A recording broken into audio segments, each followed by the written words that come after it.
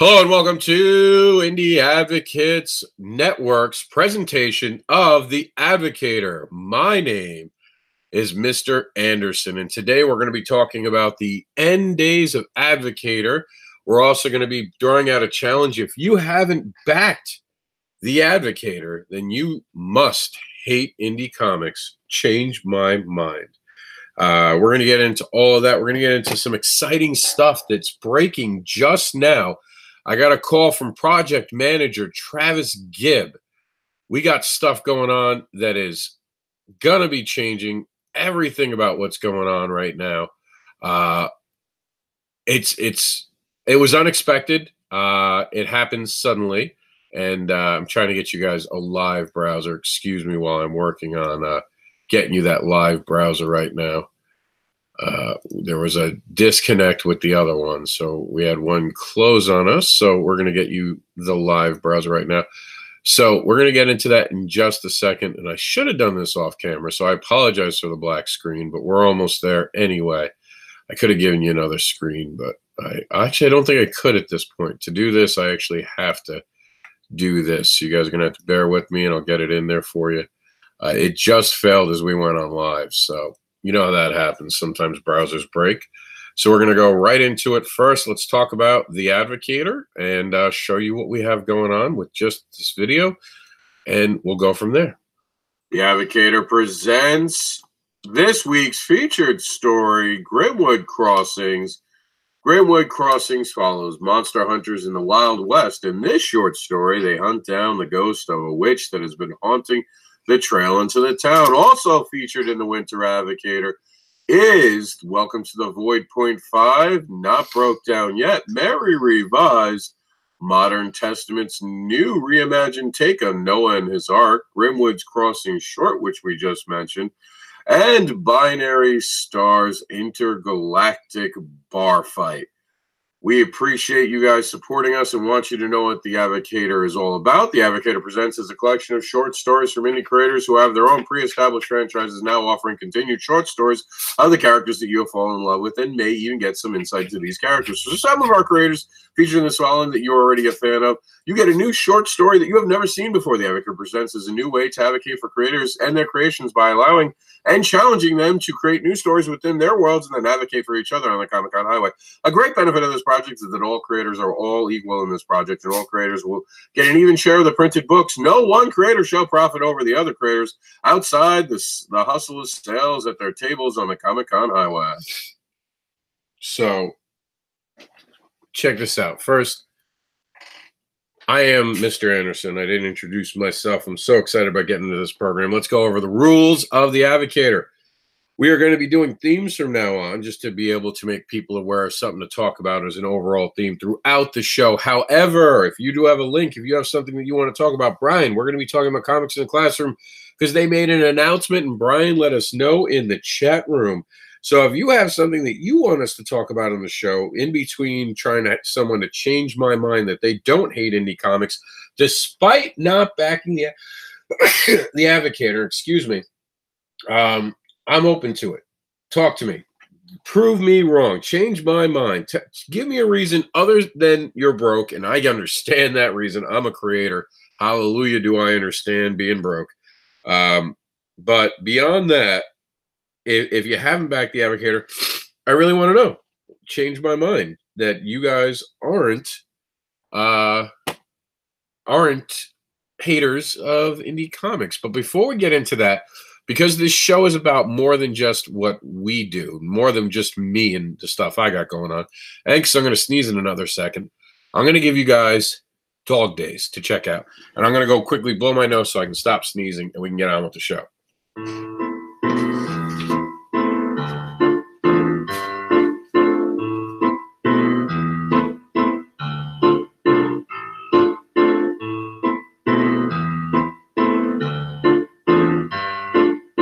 Welcome to the Dog Days Kickstarter, a crime noir tale that follows a pair of canine detectives embroiled in a cult attempt to murder and skin its citizen. Meet Barnabas, brand new on the job and willing to help, and a crime too big and too sinister for him to handle.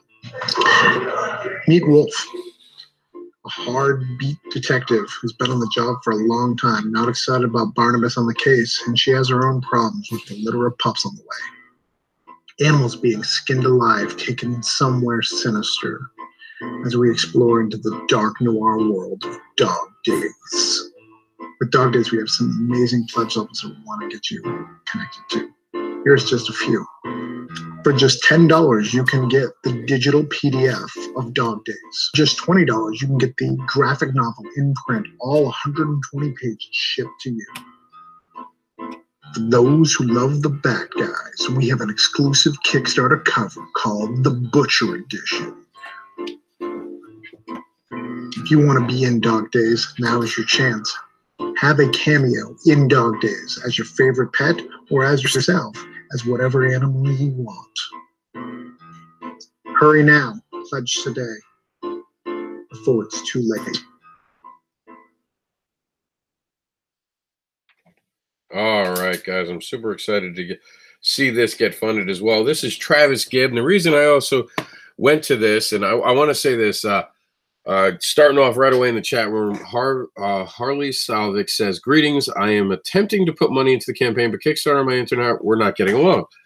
There is, however, more than one way to back the Advocator. I have backed it by promoting the project, sharing the link, and I'd like to distribute the Advocator." And yes, man, yes, that is backing it. As far as I'm concerned, if you're sharing links, you have backed the Advocator because you've used your feed to allow us to get to the point where we're actually being seen by other people. So that is absolutely a vote of confidence, and that is considered supporting the Advocator. That is considered backing it because you've backed it with your own stream. So I completely agree with you, Harley.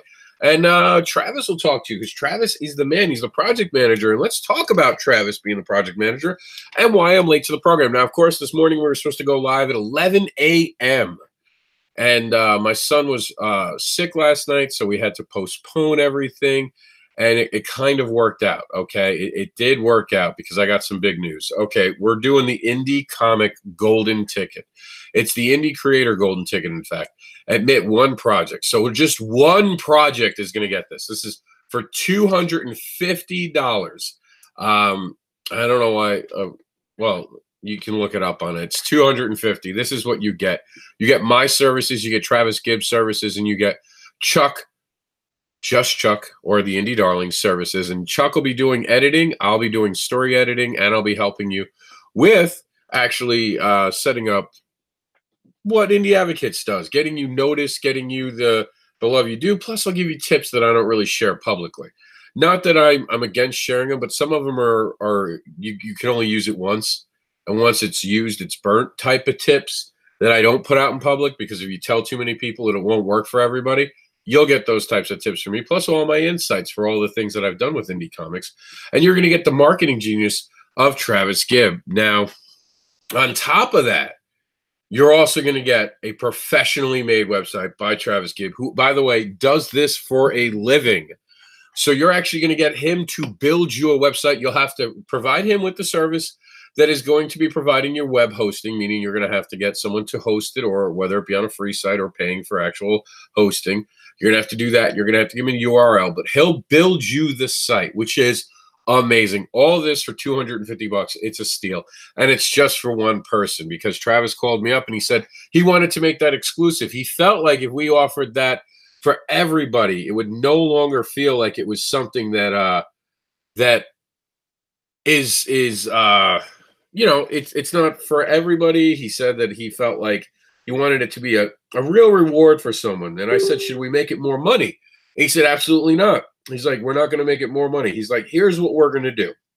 And whenever Travis Gibbs says, here's what we're going to do, I get nervous. Because I feel like Travis is about to give something away. I feel like he's the banker from Let's Make a Deal, and I'm about to lose some money. And it's funny because I'm not even getting anything out of this project, but I'm so eager to watch it get funded. And I'm always nervous about Travis playing Santa Claus. He did it again. Travis Gibb, project manager, and I can't say much because I'm the idiot who made him the project manager, has gone ahead and done something super cool. So check this out. $100 now gets you the Indie Trinity mentorship. This is the copy of the Indie Trinity mentorship, because this isn't the golden ticket one, which I guess I'm going to have to go in. I did it so quickly, to be honest with you guys. I did not even notice that it said copy still. This is how new it is. So I copied over all the benefits of this. Few things are missing, but it's $100. You still get the story editing. You still get the editor. You still get the marketing manager. There's no website. There's no alternative cover, because this one, actually, the golden ticket comes with an alternative cover.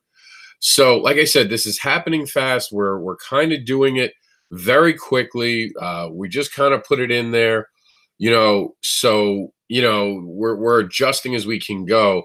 And this is huge. This is a big one. This is the things that the kids write home about. I don't know if the kids actually do that, in fairness, but it's definitely something that it could change a career. This is the amount of stuff that could change a career by having some talented people working for you right up front, building you a website for the $250. But now $100 one makes things so much more affordable for new creators. Travis said that he wanted to also help. He said that the passion of the Advocator is also about helping other creators. He said he knew that a lot of creators might not be able to afford $250. He said he gets that. He said not everyone can maybe get that. So he said, instead of doing where we were doing 3 of the golden ticket, he said, make that 1. So I had to go back. I had to make some changes. I'm still trying to make changes. Even as we're talking right now, I'm making changes. So he said, make that a single thing. Make that special. Make it exclusive. He's like, and then we'll offer 5, limited to 5. And I had to beg for 5. He said, why would we limit it? I'm like, come on, man. You're kidding me. You're kidding me. This is crazy. We can't just offer. I mean, like, I think that 20 people could easily take advantage of the $100 offer. $100.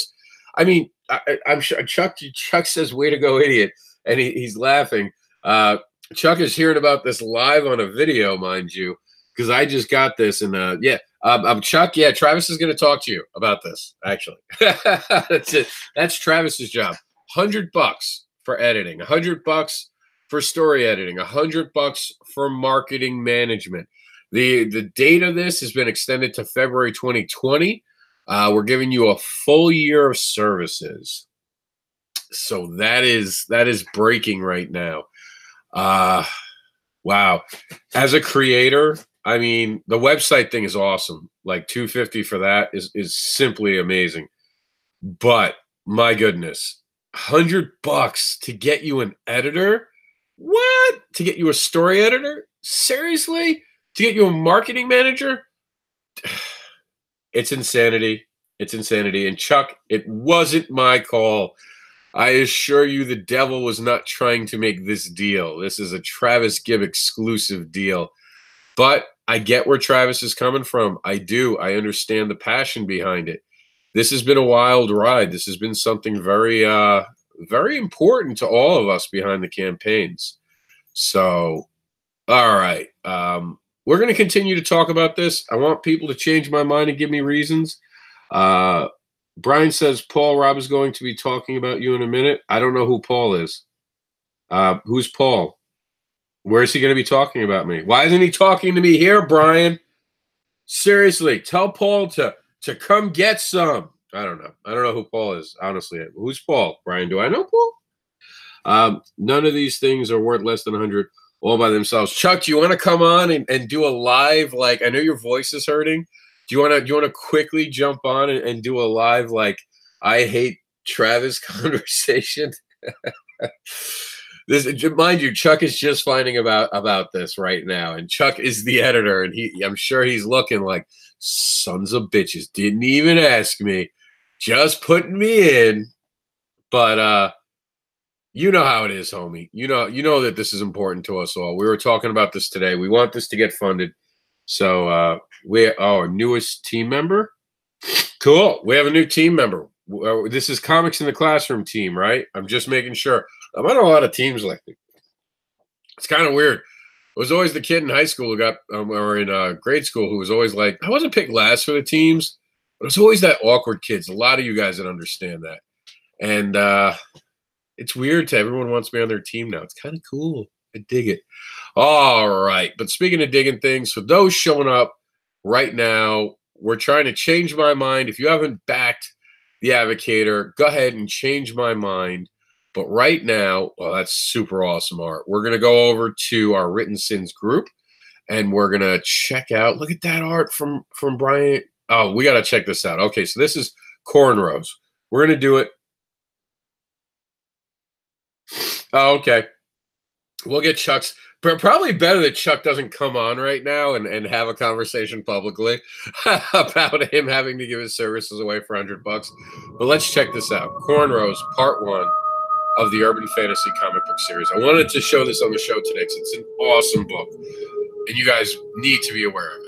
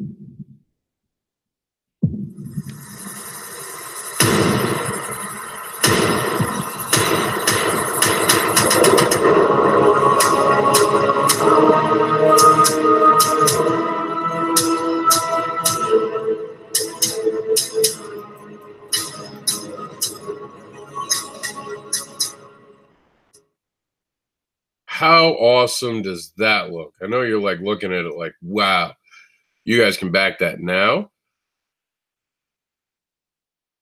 And I'm looking at the comments. We're just going to do some. I'd like to distribute Dog Days as well.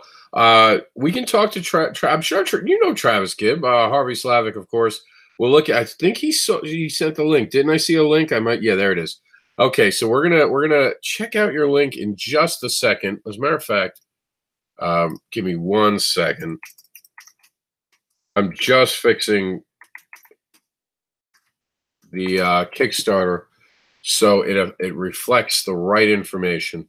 So you guys, the $250 reward is the one that says the golden ticket now. All right, the Indie Creators Golden Ticket, and the Indie Trinity Mentorship is at 100. I changed the names of it while we were alive so we could have that. But let's get into it. Let's get into this, man. Harley Slavik has got my attention, and we're going to go to his thing because that's what this is about. This is about showing you guys off. I would love people to change my mind, but I offered this opportunity. I know there were some people who wanted to say things behind my back, as most goes on the social media platforms. Most people like to say things behind people's backs instead of coming to confront them. I gave people the opportunity to come in today and change my mind about this. I advertised that we did have to change the time. I'd be happy to conversate with anyone else about this. So as we check out the comics in the classroom, we're also going to pull up, and this is, we'll go to Harley Slavik's. Oh, that looks horrible. I think that's because it's mobile. Let me see if, yep. So if you ever get a page that looks like that, if you just replace the M with the www, look what happens. So you guys know.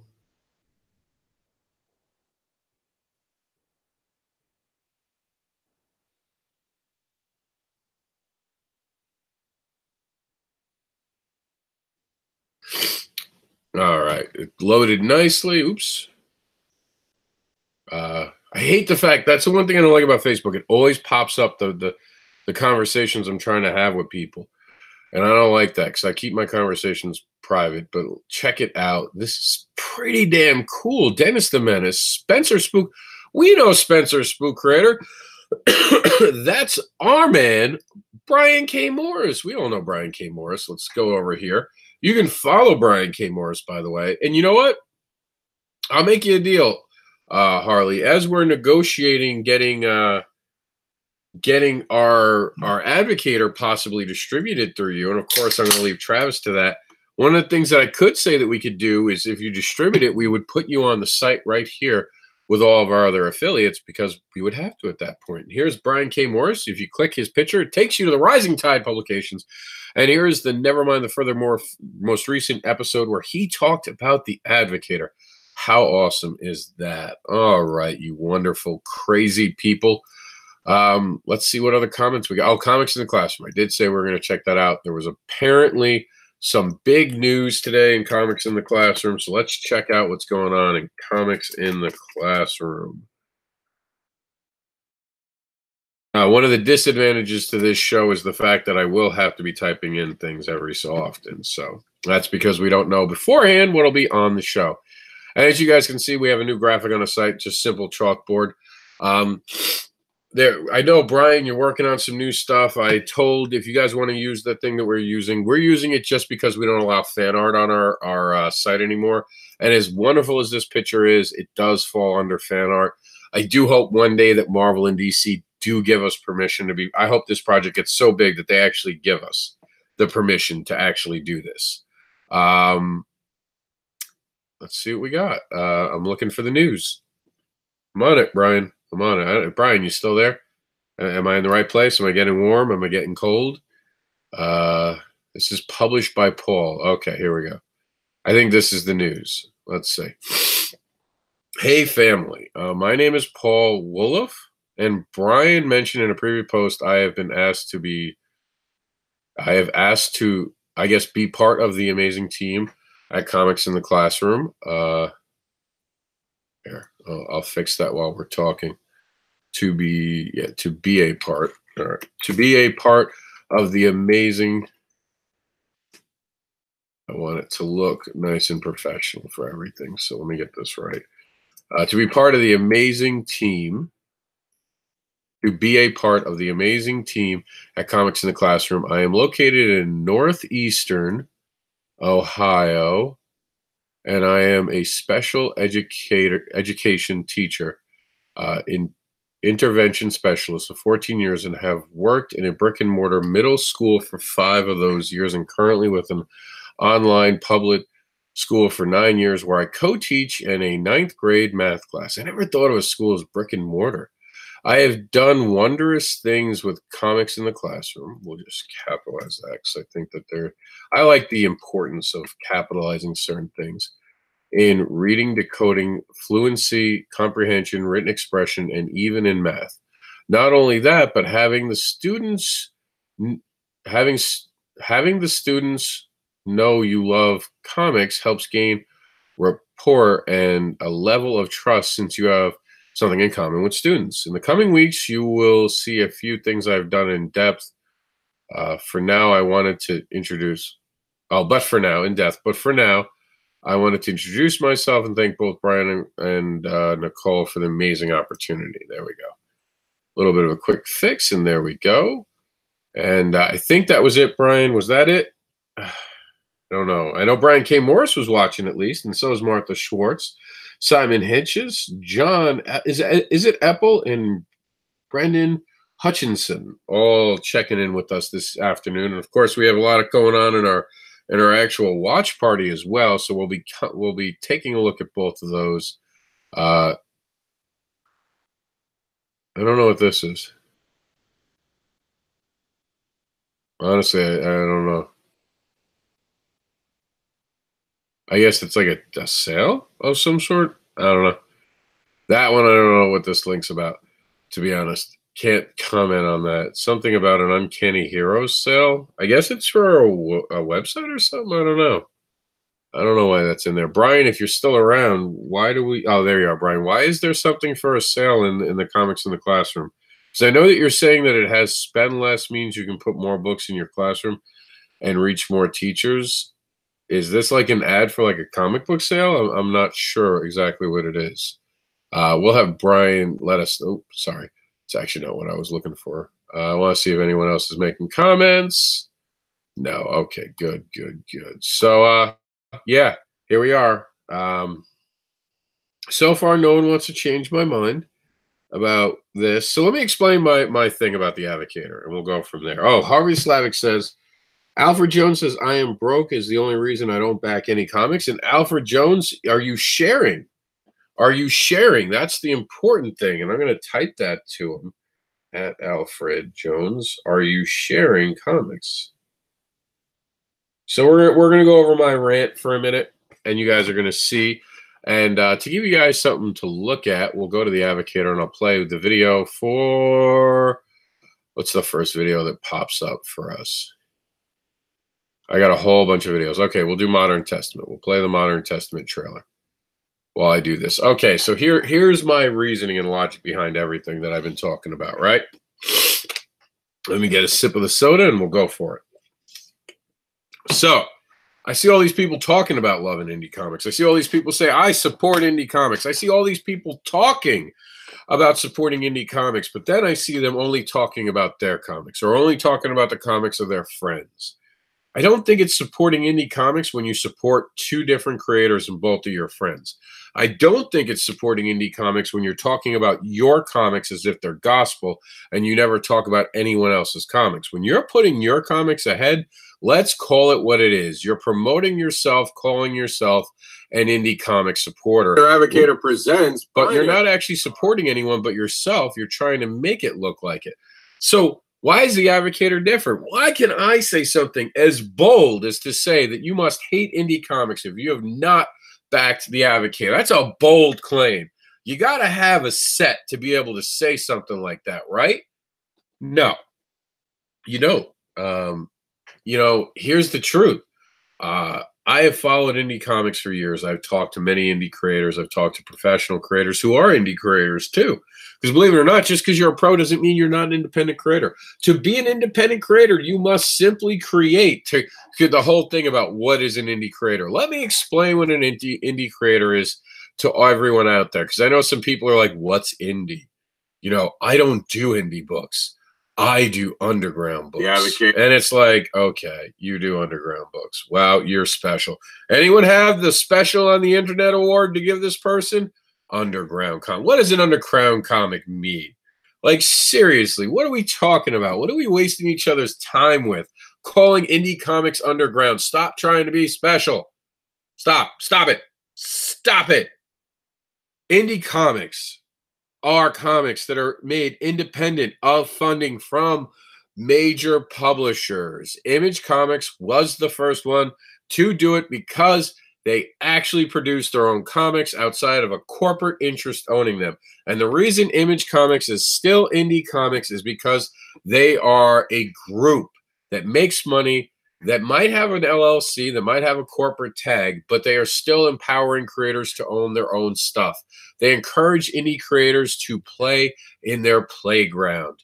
That is the answer to why Image is still an actual independent company. Now, IDW, argumentatively, is probably not an indie creator because they do have a corporate bankroll, while Image Comics is bankrolling themselves through what they have successfully done. You see the difference there? You're not relying on a corporate entity, plus you own your own stuff. That is indie comics.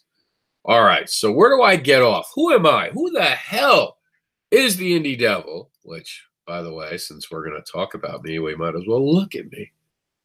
Not on the video. I have a cold today. I look god-awful. But instead, we'll use the amazing picture brought to us by Vic, who is my man, brought me to life. Vic Jonas did an amazing job. This is my site, which you guys should subscribe to, and make sure that you're following. Go to Facebook to sign up for my newsletter that we'll be launching in February. So who the hell is the indie devil, right? Like, who is this guy? Who's this guy saying that you don't love indie comics if you haven't backed the Advocator? I'm a guy who has supported indie comics. I don't talk about it. I do it. I am someone who's called the Indie Advocate. Not because I gave myself that moniker. Other people gave me that moniker. That's right.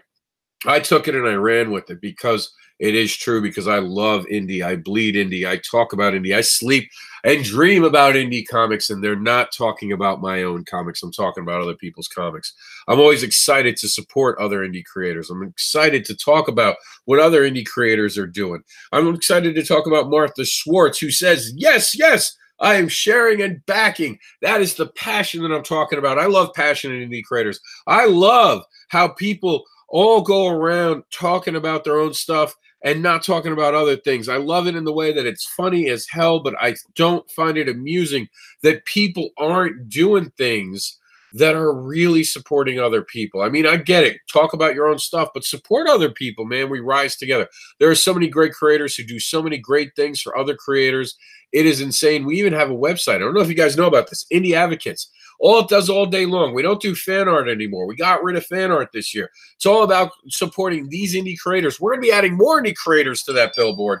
We're going to be doing more things to help people. So all of this, right? All of this comes together to create the Advocator. So why is the Advocator different than everything else? Why is it so... Oops, we're going to Travis Gibbs thing by accident. Why is the Advocator so different than everything else? I'm glad you asked, and I'm super excited to be here to tell you why the Advocator is different. The Advocator is different for this reason, and I'm gonna let Past Me take over. Hey, Past Me, can I tag you in and explain to the people at home? I want you to know it. And what's going on? We appreciate you guys supporting us and want you to know what the Advocator is all about. The Advocator Presents is a collection of short stories from indie creators who have their own pre-established franchises, now offering continued short stories of the characters that you'll fall in love with and may even get some insight into these characters. So some of our creators featured in this following that you're already a fan of, you get a new short story that you have never seen before. The Advocator Presents is a new way to advocate for creators and their creations by allowing and challenging them to create new stories within their worlds and then advocate for each other on the Comic-Con highway. A great benefit of this project is that all creators are all equal in this project, and all creators will get an even share of the printed books. No one creator shall profit over the other creators outside the hustle of sales at their tables on the Comic-Con highway. Now, let me slow that down. Of course, right away, I know the kids from the 90s are instantly, Rob was a fan of the Micro Machine Guy. And you're right, I am. I was a fan of the Micro Machines Guy. And super excited to be able to do that with my voice. I wish I could be more quick with my voice and not trip on my own words. I'm going to get there. I'm going to keep working at it. I'm going to train. I'm going to become the Micro Machines Guy. Yeah. But for now, let's go slower and let's explain all this. All right, so first off, every complaint I've heard about anthologies I listened to for the last couple of years. I've been part of anthologies. I still have work that you guys are probably never going to see. It's going to die on a table. And it's not happening. It's not happening. I can't get it to work. And it's not my choice. This is not something I'm doing on purpose. And I'm going to get to the comments in a minute, everyone. So hang on. Excuse me. Oh, excuse me. I thought I was going to sneeze. So with this, we wanted to do something a little different. All right. We wanted to do something that took all those complaints and answered them. So the first thing we did is, instead of asking people to create something new that they can't use again and they lose forever, we have invited people to talk about what they're creating so they can build the brand to be bigger. So it's like, how many times have you guys seen Spider-Man in a different comic book? You don't think those crossovers help build Spider-Man's popularity? You don't think that the crossover with another book helps bring popularity? What is the Advocator Presents? It's the ultimate indie comics crossover. That is what the Advocator Presents is. This is the indie comic crossover that has never been attempted before, and we're attempting it right now. There's a difference here. Some other people have taken old used stories, things the creators had lying around, and they were like, you want to put it in our book? And they're like, sure. It's not that. It's not tired and old. No, these short stories are brand new. They've never been seen before in print. Some of them might have been out digitally as an extra reward for exclusive backers and people who had been supporting the creator. It's not the case with the print, though. This is the first time they're going to be printed. So they're bringing their own characters. What does that mean? Why is that so exciting that someone is bringing their own creators, their own creator endeavors into it? Well, here's the simple answer to that. They own it. They flat out own this story. They're giving us permission to print it in the Advocator Presents this edition indefinitely, and that is it. We cannot change it. We cannot alter it. It'll have a standard cover. Once it's printed, we cannot change anything about any of the stories within it. That's it. It's over.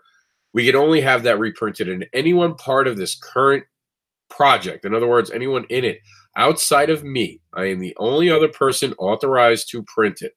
The reason I am is because this is my creation with Travis Gibb. We are the co-creators.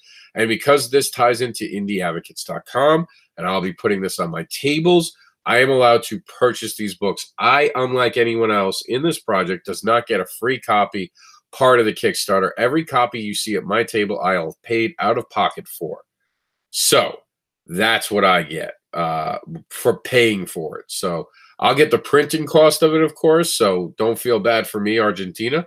I am getting books at a cheaper price, and I'll be able to sell it. And when I do sell the books, it'll help me fund Indie Advocates. So this is going to be a great way to keep our site running, because this is going to help to profit to keep the expense of the site running. And it's a great way to do it.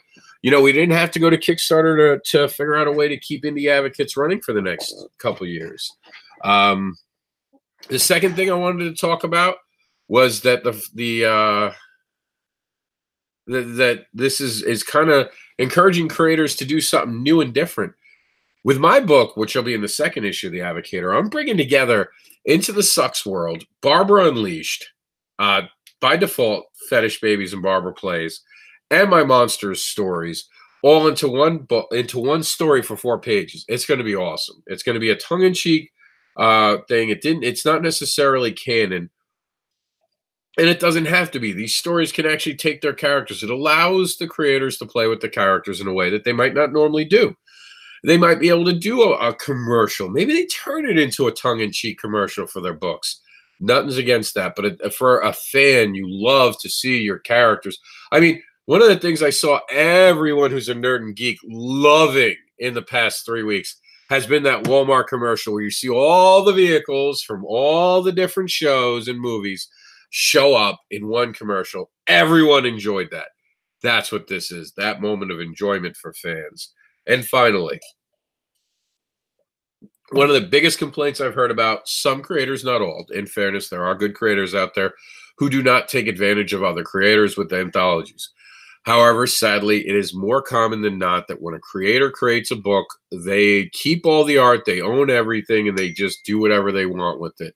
I'm getting texts. I don't know why. I can't find you guys. I don't know why you can't find me, Travis. Oh, I guess I'm talking to Travis here. Let me get Travis a link real quick, guys. Hold on 1 second. I'm trying to see how I can get it, because we're gonna try to bring Travis Gibb on here. Let me see if I can copy this. He's saying he can't find me, which is weird. I'm usually pretty easy to find on this. Now, the one thing I like about Apple, if it works, is that if you copy something on something else, usually it can paste from your. See, I can copy it on my on the computer, and then I can actually put it in the phone. So I invited him the hard way. I don't know why he can't find me. All the other viewers are fine finding me. We'll pick on him when he gets here. He can't hear. Shh, don't tell him we were talking about him. So some of the creators wind up of the anthologies wind up just using these books to make money, and the creators never get a penny for it. And I've had a lot of people complain to me about that. And they are not allowed to own their own property in it, and people have gotten pissed off. They've gotten maybe a copy. Some of them have never even got a single copy. And I don't know what else you can say about that that's positive. Of course, there are some creators, I do have to stress, that do have revenue streams, who do give profits for everyone else. He wants me to message him from Facebook. Travis, it's such a pain in my balls sometimes. All right, Travis, hold on. We're going to continue to talk about this while I do that. You guys, with our new cool stuff, you don't even have to actually do that. We're going to show you the Now That's Indie. Start looking at those titles, because that's now being offered on Kickstarter as well. So, you know, we wanted to do something that was different. So what we did is we went ahead and we empowered indie creators by doing this cool thing. Everyone gets printed copies. There's no money in this Kickstarter. No matter what money comes in, the money is going to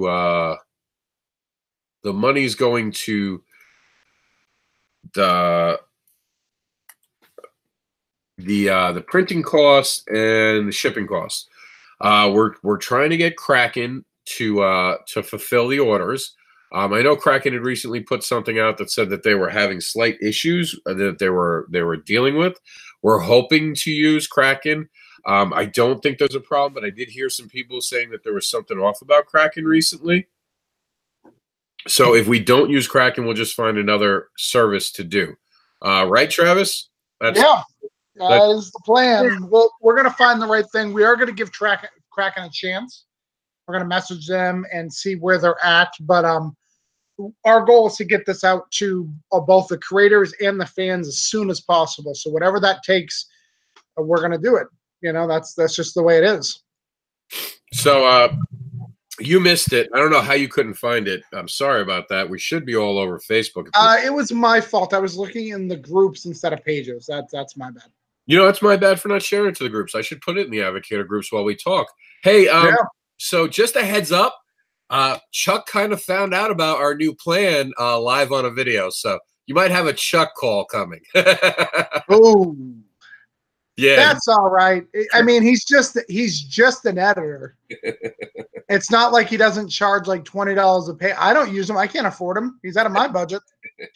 I got in early. I'm kind of the reason he gets a lot of work. So I think he kind of feels guilty. So I get like the early budget version of Chuck. Okay. But yeah, man, Chuck's getting up there, man. He's working on a lot of things. He just got hired by your boss on Dog Days, Marcel Dupree. Oh, yeah. I actually know somebody. I can't even tell you who, but he has a huge name that just signed with him yesterday. So I can't give you the scoop. That's for him to give. But I think I know who you're talking about, and I can't say it either. But I will say this: since he's working with this one, that now gets him in the two of the I consider the three biggest indie publishers on Kickstarter are Comic Stride, Evelzine Publishing, and what's the third one? SourcePoint. SourcePoint, because they go Diamond. I don't know if I count them Kickstarter. Oh, yeah, they don't go Kickstarter. You're right. Oh, well, what about Short Fuse? Short Fuse. Yeah, so Short Fuse. I will say this, that there is a rumor that he is going to be working for 2 out of the 3. We know he works for Evelzine, so one of those other big 2 may be picking him up. That's all I'll say. That's fair enough. That's all we'll go into. But you're also – okay, so I'll ask, since you're on the program, change my mind. If you don't back the Advocator, you hate indie comics. So we'll throw it to Travis. He's the only one who showed up that I can ask directly about this, and then we're going to read some comments. So am I wrong saying that? No. I think it's very safe to say that I can't say that you hate indie comics, but I could say that you do not support creators, because you're talking 6 creators who are doing massive stuff, and you're not supporting them for the mere $1, $5 book. You know, come on. Now let's do some quick comments, because I want to catch up, because the Advocator is all about comments. Harley Slavik said, you know Harley Slavik, right? Yeah, he's a distributor of Broke Down and 4 Dead Bodies. Yeah, he said that he says that if you want to create another goal where my company and I distribute a comic that a creator puts together, I am game. Here is the company Facebook link. He wanted to also talk to you about, I think, Dog Days, distributing Dog Days. I know you'd have to go through Marcel Dupree with that, but that might be a conversation for you guys to have off camera. That may be an off-camera conversation. But yeah, I can hold on. I like Harley. He's done good stuff with distributing my book. So yeah, at that 250 tier, if he doesn't mind, we'll just add him. That also gets you distribution for your book as well. Oh, well, we'll have to talk to him about that. I'm off camera too. Catching up on some other things. Okay, so Brian says there was a weird ad that said "Get Comics" for some reason in the Comics in the Classroom, and I didn't understand it. Brian's given us some clarity on it. He said he's sadly closing his Lakeland shop by combining it with his Tampa store. He's a supporter of this movement. All right. So I guess there's a cross promotion between Comics in the Classroom and a comic book store. I didn't know Brian has a store. Brian has a store? No. One of Brian's friends. I think he's saying that one of his friends is closing a store. I'm not exactly sure about the store. Brian would know more about that. If you guys want to know more about that, ask Brian or check out the link on Comics in the Classroom. Speaking of which, let me quickly switch over from you. And while we're doing it, we'll roll the footage on Dog Days again. Because I know you're excited about Dog Days, right? I am, but can we talk about this now? This is indie since it's up. Oh, sure. Sure. We'll go back to that. I love it. Go for it. Okay. So, from what I understand, you have all of Niobe in there? That's published thus far? That's the first issue of Niobe. Okay, the first issue in there. Okay. And every backer gets that above PDF. Okay. And then these three, the first three are J.W. Sims. He's my colorist. Yes. Omni, I don't know if you know this, but that was written by actually a famous director. That hasn't even been mass produced yet. Omni. Omni was done by J.R. Holtz. He did VHS, the horror movie. I don't know if you've ever heard of it. I have. But the fact that you can get that book before it's mass produced is super dope, because I'm sure that's going to be really hard to get later. I can't read the one right next to it. What's that? Chaos Campers. Tell me about it. Girls versus Zombies. So we can I actually have we have the links saved, so I can actually give you guys the link. Creating a PDF called Now That's Indie. See, again, I hate that Facebook instantly pops open the messengers. Luckily, it's just me and you talking, so I don't feel like we gave anything away being us, but I hate that it does that. All right, so the zombie one was it's cascading. Hell, I have to actually do it. So I want to get the creator right. You're the third person to actually ask me about that. So that's all right. So here it is. B. Alex Thomas wrote that. And zombies have taken over the world, and the only hope we have for humanity's survival lies in the hands of three sorority girls, Jamie, Paige, and Brittany. Enjoy the fun side of the zombie apocalypse. So I didn't know there was a fun side of zombie apocalypse. And here, I'll give you the big picture. They look like they're going to get kinky with zombies right there on the cover. That's it. It is common. I got to tell you, as someone who's seen how to fight zombies in many movies and TVs, that is not a safe way to approach a zombie situation. All right, so let's go back to this. Let's go back. What's next on the list? I need to know about this punk rock, because I love punk rock. Adventures in Punk Rock. Austin Hamlin wrote this amazing book coming back this year. So these two characters are going around the universe causing trouble. There's wrestling matches. It is fantastic. If we go over here, let's see if Austin gave us it. I told everyone to give us some coolness. I don't know if he actually wrote in the comment for it, but it was kickstarted, so you'd like it. I'd like to see him in a future issue of the Advocator. Actually, very talented young man. He has worked with other anthologies before, and he's one of the people that I've talked to in the past about how he's gotten screwed, believe it or not, by an anthology. So it's not an uncommon story, and I actually was able to help him get how sad is this? He wasn't given a copy of a Kickstarter that he was part of. They successfully funded and never sent him a book. Never even got his own book for his own collection. Because as creators, we like to have it now. Unfortunately, Austin doesn't have it here. I gave someone who did a pinup in my book 2 copies of every issue. All he did was a pinup, and I paid him for it. I'm the same way. I give everyone on my team. Believe it or not, Damien said he never got his books. I'm afraid that it got caught in customs, and I actually have to resend him books. I think I'll send him rebranded them because when you send media mail, even international, you don't always get tracking numbers if you don't pay for it. I didn't even know you could send media mail international. You can? I forgot what I sent it, but I remember I didn't get. I don't think I got it, and if I did, I lost it. Type deal. So I was kind of pissed off that I couldn't even track it down. The Monsters creator sending it to Canada. Apparently, the package got ruined, and I sent him like 30 books, and I only had the standard insurance thing. And let me tell you, for the record, they're real pricks about paying off their insurance. The mail people. Yeah. They're not like, oh, well, this got screwed up. No, they're like, well, how can you prove how much the books are worth? I'm serious. Like, that's what wrong, Austin. That's what I was actually dealing with these Yeah. interesting people. That's why that's the. I know you don't like putting price tags on covers, but that helps those situations.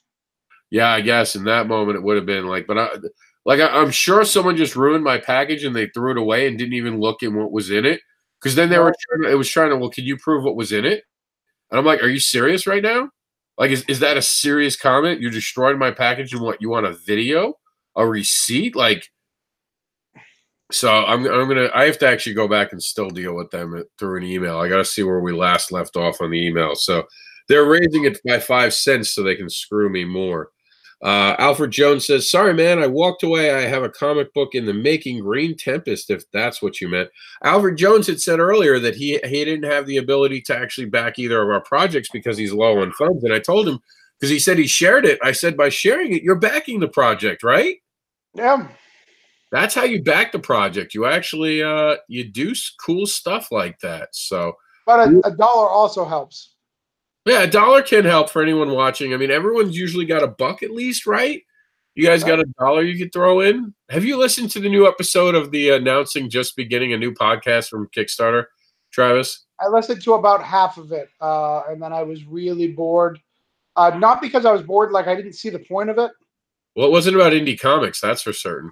Well, it wasn't because it wasn't about indie comics. It was just, it seemed like these stories, though they could be interesting, like I really wanted to know how to make my Kickstarter experience better. That's what I expected from it, and that's not what I got. No, it was about them pitching their products. Their friends were like pitching their product in this. At least that's what I got from it in the first 60 seconds, and I stopped watching. All right. To be honest, that was my temperament for it. Harley Slavik says, Image never owned anything outside of their logo and their name. That's a mainstream independent comic publisher for you. And I could say that Image might be indie, but it is a mainstream indie, but it's still indie comics. Would you agree? Oh yeah, absolutely. It's Image Comics is indie comics. The difference is, and where it's very different is Image as a submission process. So you have to submit it to Image to be part of the Image to add that eye. So it is a major publisher by just doing that. Indie means you kind of do what you want. I don't know. It is, but they don't need to go to. They're never going to go to Kickstarter, right? They're doing their own thing. They're in Diamond. I don't know. Well, I don't know about that. Some bigger companies are now going to Kickstarter, actually. Yeah, I've seen them do like special things, especially when you look at Lady Death and how much he brings in every time, you know? Yeah, right. I mean, there's money there. And Brian said he was the voice of Blur on Transformers. I don't know who that is, but I know the voice of Blur on Transformers. That I'm a huge fan of. And then Harvey said, take care to us. Thank you, Harvey. Brian K. Moore said, the second issue is going to be absolutely most awesome comic book anthology ever. That's right. Travis, also check with Alterna Comics. I heard they got their printing problems dealt with. Alterna? Yeah, but they wouldn't fit our quality standards, though we like Alterna Comics. They do newsprint. We want a little bit thicker, I think. That would be cool, though, to do a newsprint one, wouldn't it? I mean, it'd save us tons of money. We'd get more copies, but, I don't know. Maybe we could ask them for a sample. Maybe not for this book, so we could tell people in advance this is going to be the type of paper it's on, so people don't feel like they're ripped off. But maybe for like issue number 2 or issue number 3, we could look at maybe a newspaper print one. So I love the smell. I love the smell of the newspaper print ones. I like newsprint, but I feel like it needs to fit the book. Like if you were doing a horror book, newsprint is the way to go. Like those, because it would bring you back to the old Tales of the Crypt and all that. But some of these things are highbrow stuff, I don't know. And, I don't know. I mean, it would look good for Nature Boy. I don't know if it would look good for your stuff, Rob. I think your stuff is a little higher tier than that. Well, it depends how good they are. The newer newspapers, if you've looked at a newspaper in the last couple of years, they've gotten some great quality in the new newspaper. No, it's old school because you could buy it anywhere. All right. So we have a comment from Martha Swartz. We're a big fan of her. She said, I need to fan art other indie works for sure. That's not fan art to me. That's indie passion. Doing other creators' work and sharing it with them, that's amazing. I think indie creators should do more of that at conventions. And our indie showcase, which we've announced, it's going to be February 23rd, we're not allowing fan art. You will not be allowed to post any fan art at your table. You can have your book out, and that's it. Actually, you said that their fan art works. If it's fan art for indie books, you're good. But that's not fan art to me. That'll never be fan art. That's indie passion. That's representing indie comics. I'm fine. You're just making up words now, Rob. You're just making up words. I'm a writer. That's what writers do. We make things up as we go. Problem with the story, we'll fix it later. All right. Let's go through this list again. We haven't finished yet. Who else is next? Let's go back. We're going back. We're going back to the we got all distracted, ADHD. Blame it on that. It's the true story. All right, so let's see what we got going on. Where's this list? Have we lost the list? Did we lose the list? I think we lost. There we go.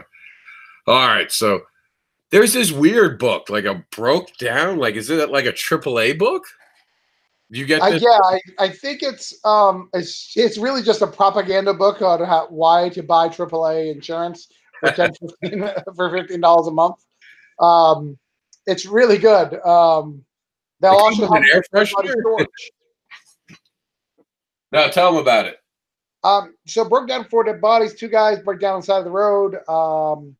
They've got dead bodies. They've got F words. You know, the typical wonderful Saturday morning. But here's the thing. Though I've added it to this package, that's great. For anybody who's jumping on board now because of me, if you back anything that has the broke down cover in it, so anything that has the broke down cover in it, so that means the Indie Superstar or the broke down cover pledge, I am going to send you the press copy of Broke Down 2 immediately. Like the minute we fund, I'm going to send it to you.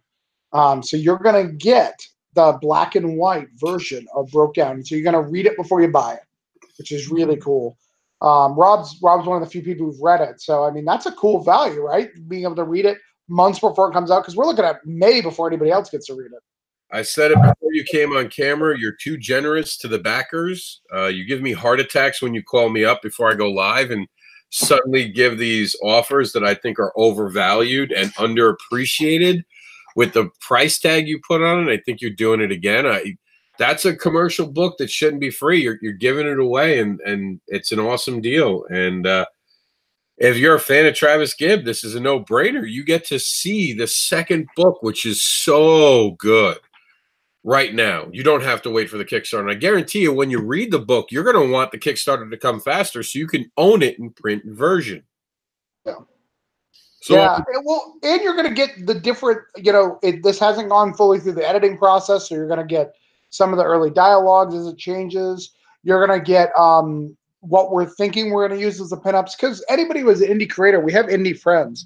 So what we do is right before a book launches, we go, hey, can people send me fan art? And then some of our friends will send us fan art, and then we put some of it in the back of our book.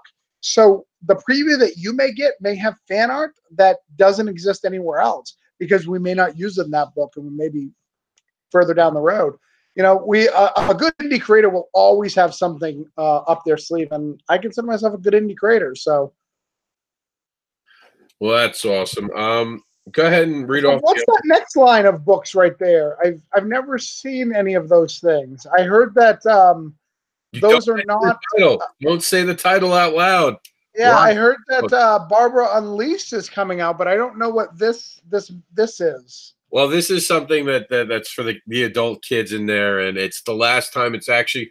So I'm gonna be putting this on tomorrow for the last time on Kickstarter ever. This particular brand of comics, before it gets rebranded, will be offered one last time. We're putting on at the very end of the campaign. It'll be for anyone who backs all the covers. Anyone who gets all the covers will get a copy of this now changing thing, which will become Barbara Unleashed. I won't mention it on the video because I got haters. And until we fully rename it Barbara Unleashed, we won't name the title. But for now, we'll call it Barbara Unleashed because that's what's going to be coming. It's a story of a young woman's coming-of-age tale in the New York City underground, and we'll leave it at that. You have Monster of Betrayal, which is my take on the monsters. Guess what? They're all humans, and it's Hollywood. Who are the real monsters? Jax Anderson is a kid's book. It's about my kid and him wanting to know what a superhero really is, and I explain it to him like a comic book creator would. The other part of the Barbara Unleashed tale, which will be the official issue #1, believe it or not, coming very soon. Aftermath is the title of the chapter, but the book will now be known forever as Barbara Unleashed. Get it for the last time in PDF version in its original format. We are going to be changing and adding stuff to the book, so when they get re-released, they're going to be director's cut of the original thing. I'm going back, changing some dialogue, and moving around some art, so everything's going to be brand new. For the first time ever, we're in a certain regard, you're going to be able to get my New York Reporter. Did you actually get through reading it? I know it's a lot to read. No, I'm in the middle of Kickstarter mode. If you haven't been paying attention, there's a lot of stuff going on. Kickstarters. All right. Marcel's got like 10 running right now. All right. I don't know what Marcel does for his spare time, besides watch that Young Justice. That's all I know he does. Marcel's got to have gray hair by now. With all the Kickstarters he's always on, he's got to have ulcers. Yeah. So that's going to be offered along with Dark Justice and Burns and Gothic Blue, 2 franchises I'd love to start but never seem to get off the ground no matter what I do. They're cursed. They're my original babies that I never get to play with. You know about Dust County Chronicles. I do. That's my buddy Joel. So Joel's going live on March 1st. And to have that book before it gets launched is really cool. I think that's the ash can, right? Ash can. It's not the full book. Yeah, it's not the full book. So the ash can has 2 out of the 4 stories in it. I own a copy. There was only 50 copies made. The fact that you can own this even in digital form is really, really cool. So I think that's kind of cool that that's going to be available. Joel is an up-and-comer, and that guy knows how to write a script. He sent me a script last night, and I've been going through it. And the guy's a professional and a perfectionist. So I think he's got a big future coming. He does, and I'm going to be doing a review of the book. I actually read it. I don't like horror. He wanted me to read it. He kept on me to read it, and I kept telling him I'd have my sister read it. And he's like, "Come on, dude, just check it out." And I was happily surprised. I'm not a horror person, but that got me. Now there's this next book. I don't know anything about it. Can you explain what this void looking thing is? Yeah. So that is a book about a guy from Canada who moved to Texas and wears a funny hat, and does a lot of bar tricks and pirate shirts. And he's willing to show people his void. And you're welcome to it, I believe is what that's about. I don't think that's what it's about at all. Are you sure? I'm pretty sure. I've read it, as a matter of fact, and lettered the actual story that's in it. I think it's a lot more about the mystical realm of the void and how it has become somewhat obsessed with a certain human being named Manny, who's just a dishwasher at an eatery. I don't remember the eatery's name off the top of my head. I don't know if there was a name given. Was there? I think there was, but what's more, it's about magic and where magic comes from and explaining that. It's a pretty cool book. It's got some neat effects. This is issue 0. And it's a pretty cool thing. I highly recommend it if you haven't read it. He's not going back to Kickstarter for a long time. So if you don't get it this way, you're not able to buy it. Like, you can't order it online. He hasn't put himself into any platforms to buy it digital. So the only way to get Welcome to the Void is through this package, as far as I know, right? This is the other package? Yeah, I mean, that until May at MegaCon, I don't think he's going to be anywhere. So now it's time to be part of the Void. Yeah, absolutely. It's a really good book. And you'll know why people love Chuck and why he's called the Indie Darling. I think that reading that book will explain that to you guys.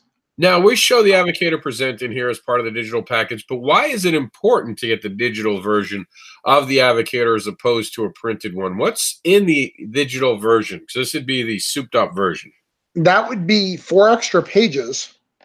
So that's a big deal. So you're going to get 4 extra pages that gives you Mary Revised, the second part of it. It also gives you all the covers as a digital back. I think there's also probably a couple other little goodies that we're throwing in there. But yeah, there's a lot of cool things. But the big deal is the Mary Revised full story. So you're going to be able to read that story and all those virgin covers in full color. So you're going to be able to scroll through those and see those as nice pinups, you know, even if you didn't get the whole thing. So that's really cool. Yeah, and maybe we can talk to a certain person who it looks like we might miss our stretch goal, but maybe we could still fit him in a digital way. Maybe. I mean, I really feel that his work is worth its own thing, but I don't see that being a problem if he's okay with it. Yeah, we'll have to reach out. You guys don't know what we're talking about, and I like that. We're vague booking live. That's what we're doing to you. And so what's that next thing on there? Oh, that next thing?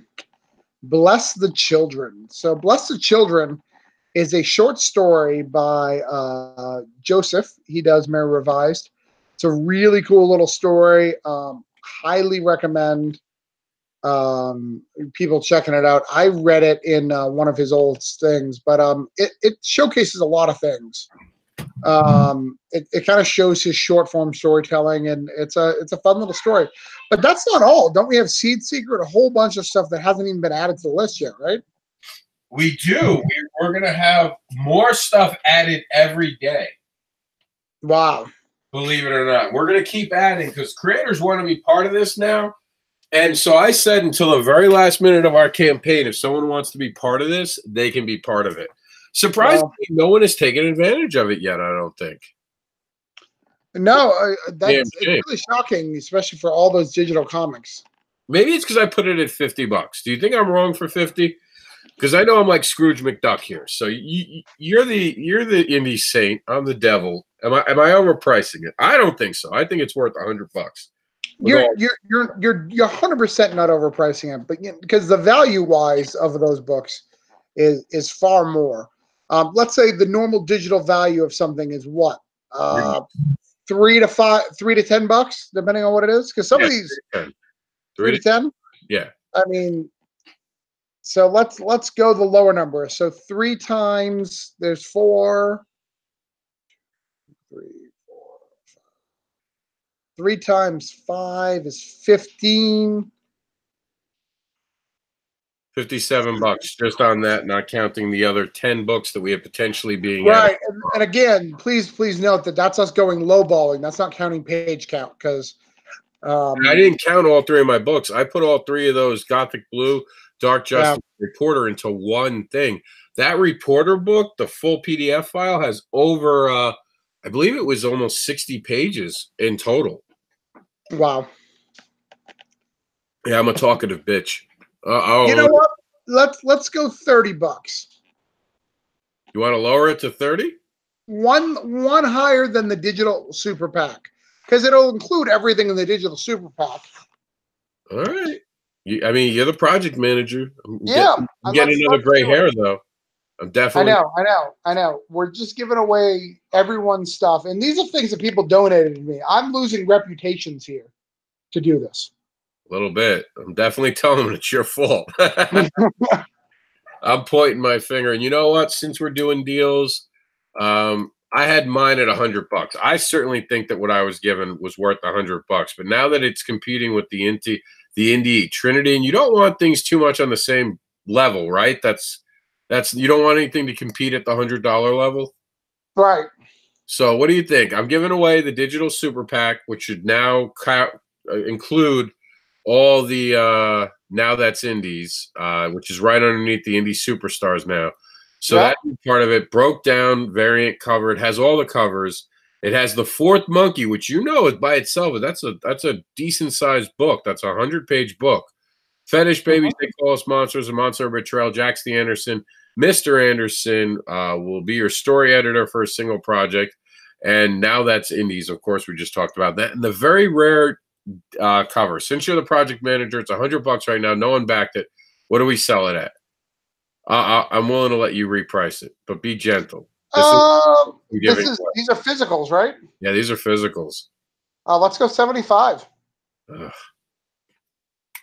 Why did I ask? Why did I ask? Let's go 75. All right, guys. You guys now have. And go ahead and just because I'm going to screw you on shipping. That's all covers for Broke Down. I'll give you all of them. What? Yep, I'll give you all 5. What on my deal? Oh yeah, yeah. All right, well, at it. You get too much again. I know. I mean, we're so generous here. And just for the record, it's easy to do because I can give it to Rob. I don't have to ship it. Yeah. But I'm giving you all 5 covers. So that means my 3 regular covers. That means the super rare artist edition, which was not included. The one that he was going to give you guys was the Karl Malone cover. And then I'm going to give you guys the Noir cover, which I only have 12 left. Let's give you the black and white one. Yep. Mm-hmm. So all 5. Everything but the sketch cover, pretty much. I mean, if you really want the sketch cover, I can give it to you. But oh no, enough. I love people, but I also want to stay creator, staying in business, and I just this is like I'm already having palpitations about the shipping costs on this. You're kidding. Right? Oh yeah, and you waive the shipping, right? You're eating it for this thing, right? U.S. On the U.S. it is free. There is nothing on U.S. shipping. Wow. Oh, actually, it's listed there, so good thing I looked. But the world, I'm sorry, you guys are expensive. You guys are expensive. So it is for the world is 25, but for in the US it's free. I was gonna eat the shipping. I'm glad I looked actually. It was probably preset because I copied another one. So yeah. You can copy things and we must have had a $10. Well, I'll tell you what, if someone's listening to this and you are from the UK or over in the world, Rob and I will meet up together and I'll grab some of my indie books. A lot of people give Rob and I indie books on a regular basis. We'll throw some other indie books in there, things that you wouldn't be able to get normally because you're not in the Florida con circuit, things that aren't on Kickstarter, things that are being printed. So we'll give you some cool things that you wouldn't be able to find otherwise. We'll throw some goodies in there. I'm okay with that, actually. I'm fine with that because with the UK, I mean, if we got to ship there anyway, you might as well get some extra, right? Yeah, exactly. That's not for the US. That's just for our UK friends. There's stuff that you wouldn't be able to get. It would cost you tons to get. So we'll make some calls. We'll go to a con and see what we can send you from UK. Now, so it may take a little bit longer to get there, but we'll hook you up. So for the UK market, if you take advantage and you do back something in a bigger reward thing, we're going to hook you up. But you got to give us like an extra 3 months. Let's get an extra 3 months so we can really get you a cool package. Does that sound fair, guys? I think so. Okay, let's do some comments real quick. Okay. Brian says Cosmic Times, Big Dog Inc. are 2 other indie people. Travis also, oh, we did the Travis, check that out. But Brian K. Moore says Source Point Price have done Kickstarter campaigns, which is true. I mentioned that. I received gifts from them about 3 weeks ago, and they did send out a huge thing. And Rob, hold on, I want to put us back on our Kickstarter page. I just realized that we're on the project review. No one wants to see the background. I did show that we changed prices, so that's it, guys. Once people back it, we can't change it back. And Rob, you never catch up with the comments. Yeah, I'm noticing that. I have a lot of trouble trying to do this. Apparently, Travis Gibb is here. That's in one of our places. And Chuck said, "Oh, great, these guys." Chuck is mad at us. Chuck is so mad at us right now. Yeah, I think I have a message from him on my phone. I have to check. I leave it really far away. Because as you guys, for those who are just on his video, he said he was having financial issues. And how do I help? By make him give away more things. I'm helping, guys. I'm a helper. Yeah. There's a word that I'll tell you off camera that I think you are. I'm a helper, guys. I'm a giver. He's a giver. All right. Well, you know what? Speaking of giving, let's give some time to Dog Days. Let's do it, man. Let's talk about Dog Day. I'm excited. Hold on. Are we caught up on comments? We're done. We're caught up, actually. Okay. All right. I wanted to make sure that we got caught up. People stopped commenting because we're talkative. And they were like, these guys aren't listening to us. So they stopped. But you guys. Oh, guys, I'm sorry. You guys can keep dropping things in. I caught up. Dog Days. Let's do it, man. Let's talk about this piano music. You're on live. Why would you go with piano music and not jazz? I'm putting you on the spot. Because jazz is dead. Jazz will never die. Don't ever say that again in front of me. Oh yeah. Shut your mouth. Sing a song for the Piano Man. No, I'm serious though. Like Dog Days, bring us up to date as I try to fight with this to get on Dog Days for some reason, which isn't coming up. Too many people are looking at it right now because we're talking about it. That's what's going on. So Dog Days right now, we are at this very second, $5,056. So we are $450 away from our goal. We have 166 backers and 67 hours to go. So we are cutting it close, ladies and gents. To the Dog Days Kickstarter. I'm giving you your piano music so you can keep talking. Now let's watch this video. All right, let's do it.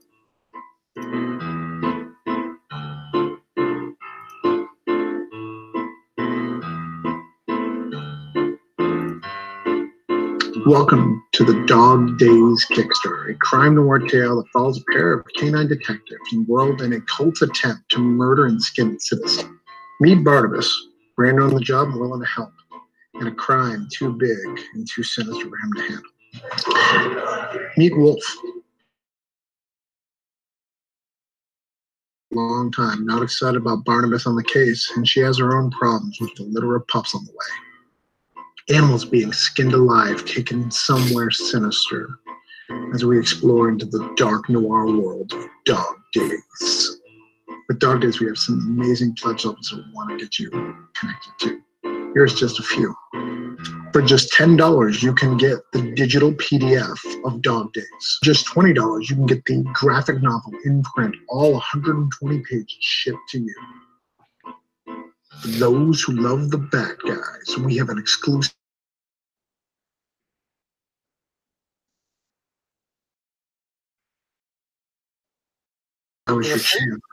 have a cameo in Dog Days as your favorite pet or as yourself, as whatever animal you want. Hurry now, pledge today, before it's too late. Hey Travis Gibb, I'm sending you a link since you're on your laptop, right? Invite your fan base if they want to talk about it. About your thing while we're on here, because we're going to be on for probably another 20 minutes. They should have enough time to show up. I'm trying to get you tagged in this. It's never easy. Facebook never makes things easy. But yeah, so we're close. We're at 92% funded. It's really weird. So the video says 92% funded. When I look at the back of the Dog Days thing, it says 91%. So one of them's lying. I don't know which one. Here, there's an analytic they do over here. Let's see what it does over here. Yeah, it says 91 at this one. Yeah. I would say that one is right, though, over the other one for some reason, just because I think that algorithm is more up to date. I've seen that adjust. When I'm watching certain Kickstarters, I'll actually look at this number to see where they're at and see if I can help them. You're real close, though.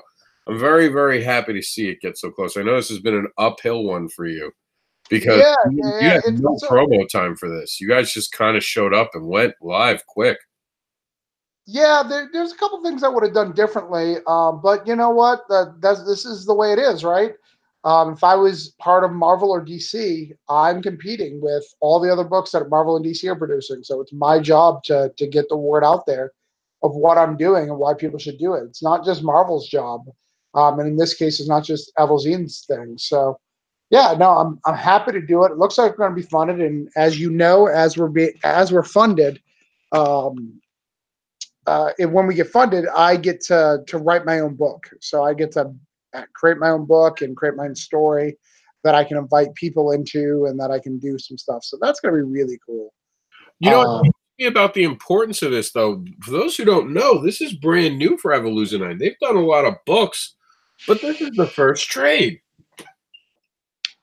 Yeah, this is absolutely their first trade. Just so Larry. Thanks, Larry. Yeah, this is their first trade. It's their first original graphic novel, and original graphic novels are kind of a new thing, right?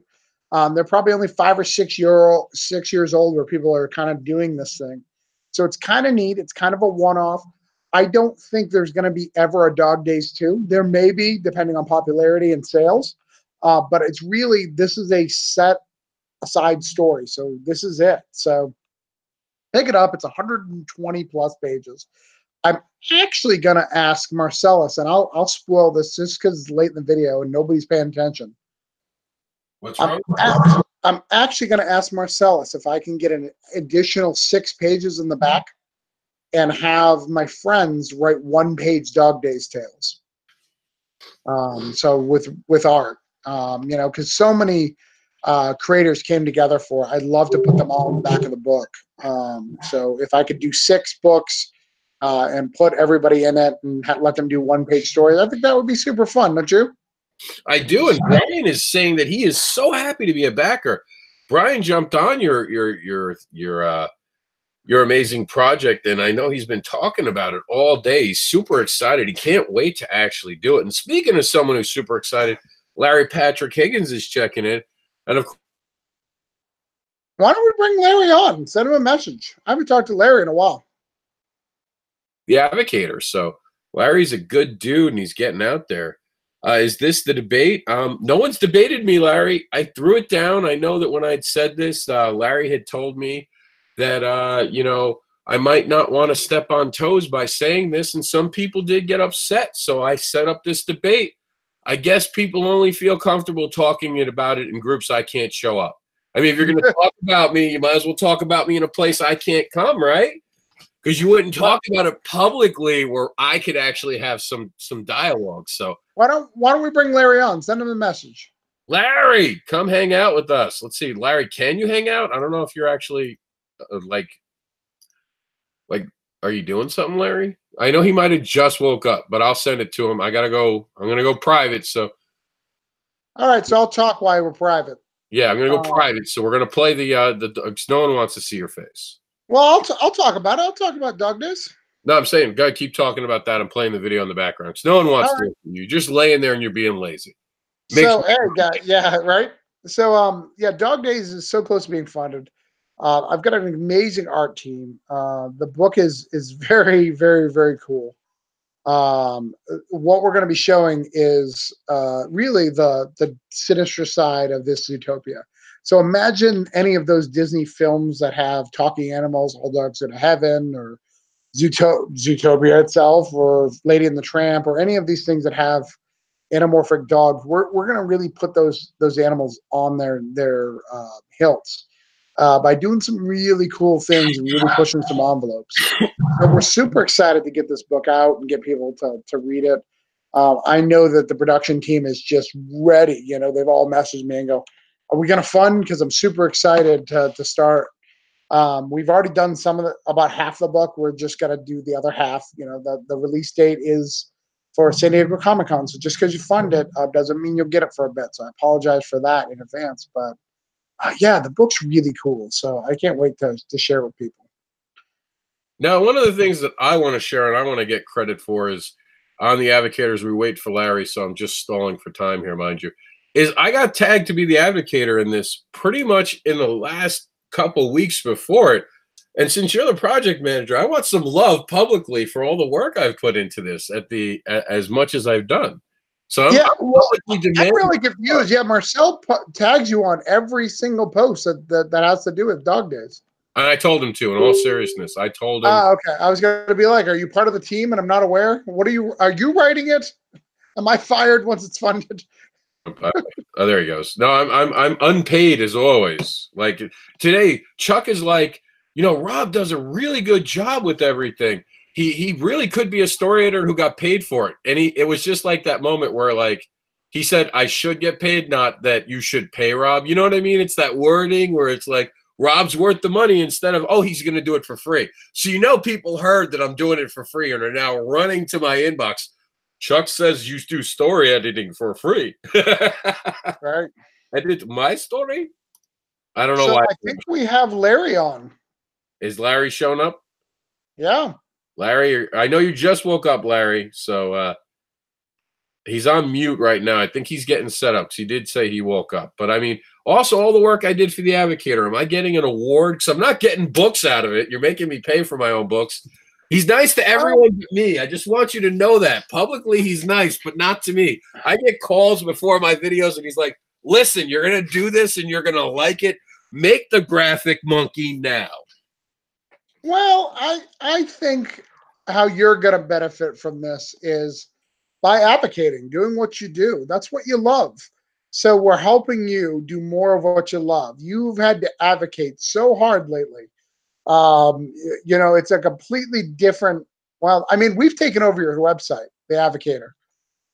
It'd be nice to have it back and be able to talk about regular projects. You know, even the ones that you have that have put off so you could do. You know, as some of you guys may not know, Rob has projects that he is ready to go live with, but he is holding off because he knows the importance of what the Advocator can be for the future of indie comics, especially in this Kickstarter market. So kudos to you, brother.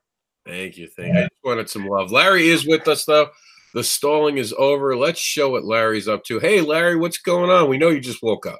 Yeah, well, it's true, Rob. In fact, I was so tired I didn't even realize I was on mute while I was like blabbing away.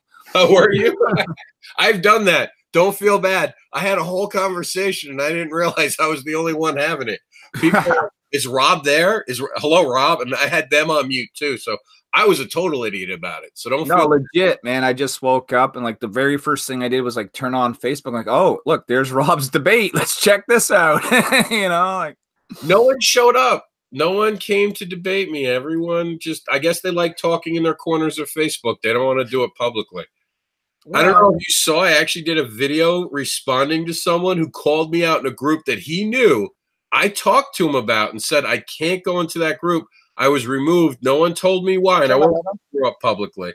No, I missed that one, but I'll have to go back and check that out. Yeah, it was called out. I did it. I said it. But Larry, you thought that it was a bad idea that I call people out for that. Well, I mean, I knew what you were going for. You know, you're trying to make some heads turn and look your way and maybe get people thinking about that. But I always look at, you know, what could be the repercussions of said things, right?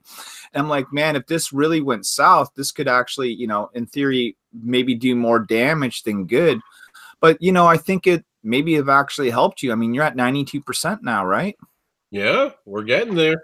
I don't know if it's 92, but we're higher up there. We're getting. Well, I mean, when I looked at your project and when you scroll up, I think it said it was 92% funded, but I could be mistaken on that. Maybe I read that wrong. That's Dog Days. That's Dog Days. Oh, that's Dog Days. Well, congratulations on Dog Days, by the way, there, Travis. Thanks. Yeah, we're very close. You know, but anything can happen. You know, people have seen it where they've got a whole bunch of backers leave right at the last minute. So till I see the email that says I'm fully funded, I'm fighting. Yeah, and I mean, even when that happens, that sucks. Because I mean, you know, anyone that's done a Kickstarter is going to know that sometimes people drop out at the last minute, or sometimes for whatever reason their payment doesn't go through, and so you're looking at that money as money you're counting on, but you can't really count on that until it's been transferred to your bank account. Correct. We have Chuck Pino with us, man. Do we? Chuck is here too. Jeez, this is the ham. I'm gonna get a drink. You guys talk amongst yourself. This is gonna start to become a party, Rob. That's what I wanted. Okay, now Chuck, fight me. You're the next guy. Tell me why I'm wrong about telling people that they hate indie comics. And by the way, Chuck, have you met Larry? And Larry, have you met Chuck officially? Oh, we've crossed the streams a few times, man. You make it sound like we're sitting in a con bathroom pissing in each other's urinals. So it's like in Spaceballs, they tell you never to cross the streams, you know, like Ghostbusters.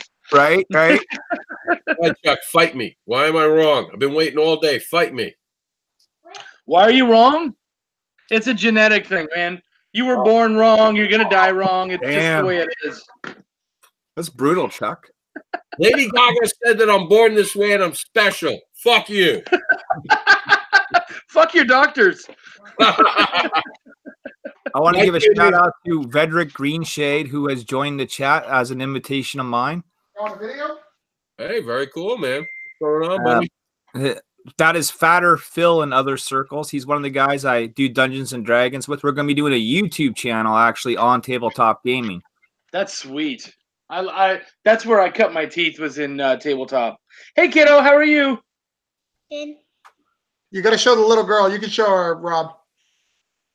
All right, give me 1 second to Yeah, it. Naomi wanted to say hi. She's my Hello. stepdaughter. She loves D&D too, right? You like Dungeons and Dragons? No. No, you're cooler than that. We got you. Yeah, This she's is my gonna guy. be a cool kid, not like nerd dad. Yeah, you're not like Her nerd name is kid, you know? Naomi, which is like Nairobi, That's right. That's right. See, she's even got a cool name, you know. right? Well, and there's a DC book that just came out called Naomi. Yeah, I've seen Yeah. that. By Michael Bendis. Yeah, maybe Brian's been spying on me or something. I don't know. So, if you guys don't know, and again, not to take over the conversation, but did you guys know that I threw an RPG onto the Dog Days? I did I not. knew that. Yeah, so Dog Days with Forged in Dark, which is a new indie brand for RPGs. Someone from it really liked Dog Days and wanted to help fund us, so they gave us. So anybody who gets a physical level of Dog Days gets the RPG. So tell us a little bit about That's the RPG. I'm curious about this, man. Chat me up. So yeah, Forged in Dark is a new role playing game. Very new. Forged in Dark. It's got only a couple of things in it, but it's kind of like an open source RPG. So you're going to be able to take the characters of Dog Days and know the expanded universe. Even that stuff that I can't talk about here because there's kind of a secret plot behind all Dog Days. It's not just a story about dogs and murder, I promise you. But you're going to be able to make some really cool archetypes that you've never been able to make in an RPG before. So let me just say that. So you're not going to have your standard fighter. Well, in this, it would be crime. So it'd be like detective, assassin, any of that. No, you're going to have some cool archetypes that you've never had based on, your animal breed and based on what your kind of motivation is. So that's pretty cool. So that everyone who gets a physical copy will also get that as a PDF. Now, how much time is left on Dog Days? 72 hours, I think. Damn.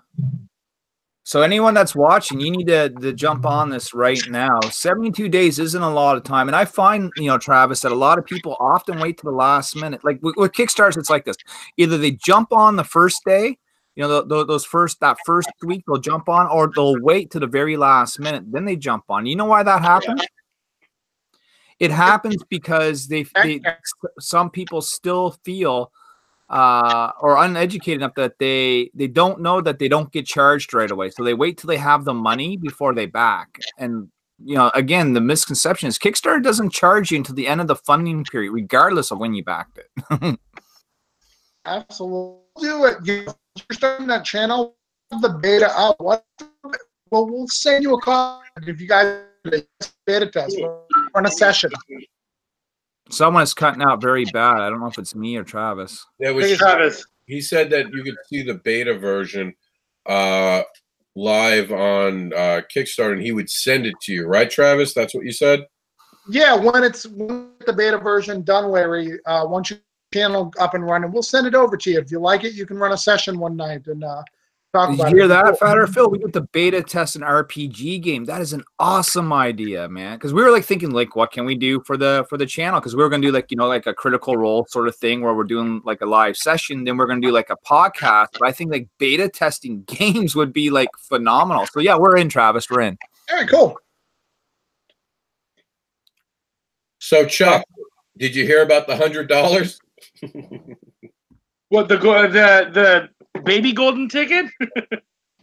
The Indie Trinity, as Yeah, I did. And that was actually, you mentioned that on my feed earlier, and I said, hey,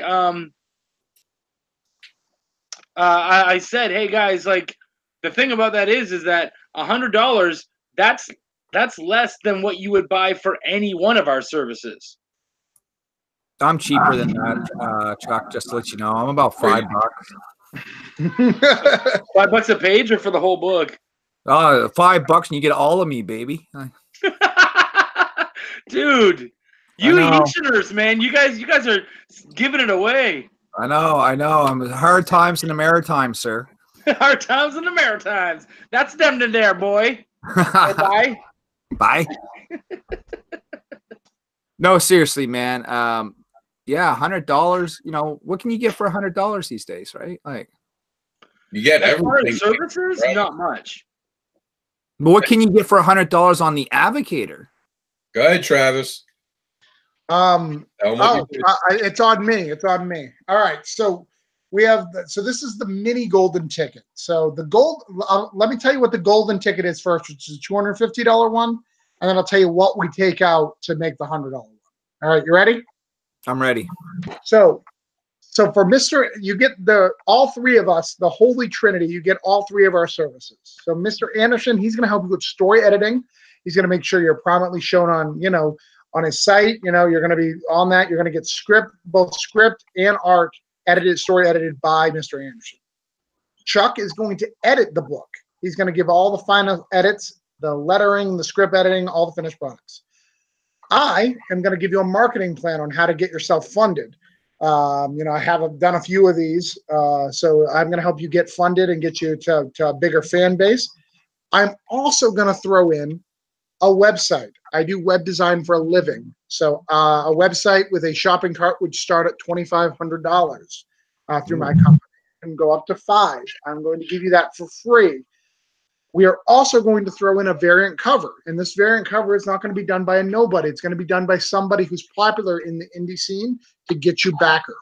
All that for $250. Plus, you get the book. Plus the book, right?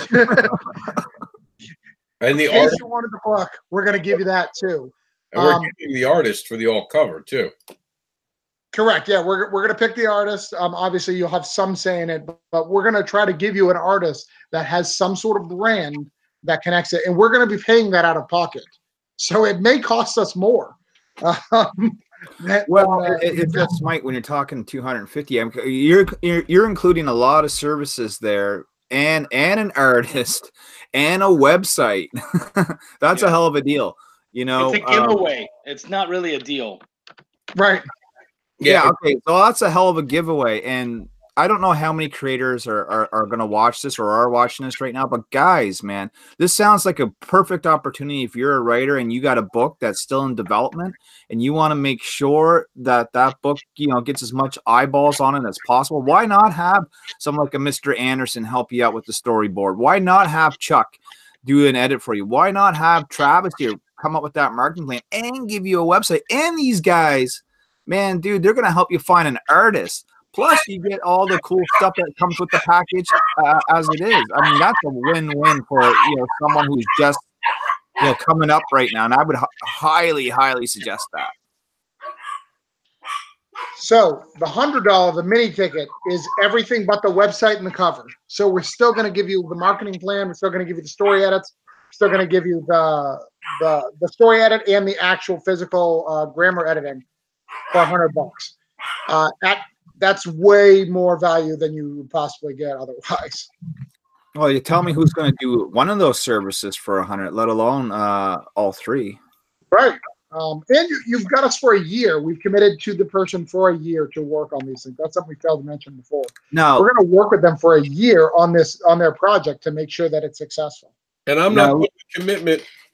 Let me ask you guys this: how many slots are there available for those particular packages? Is it just one and done, or is there like a limited amount? How many people can jump in on that?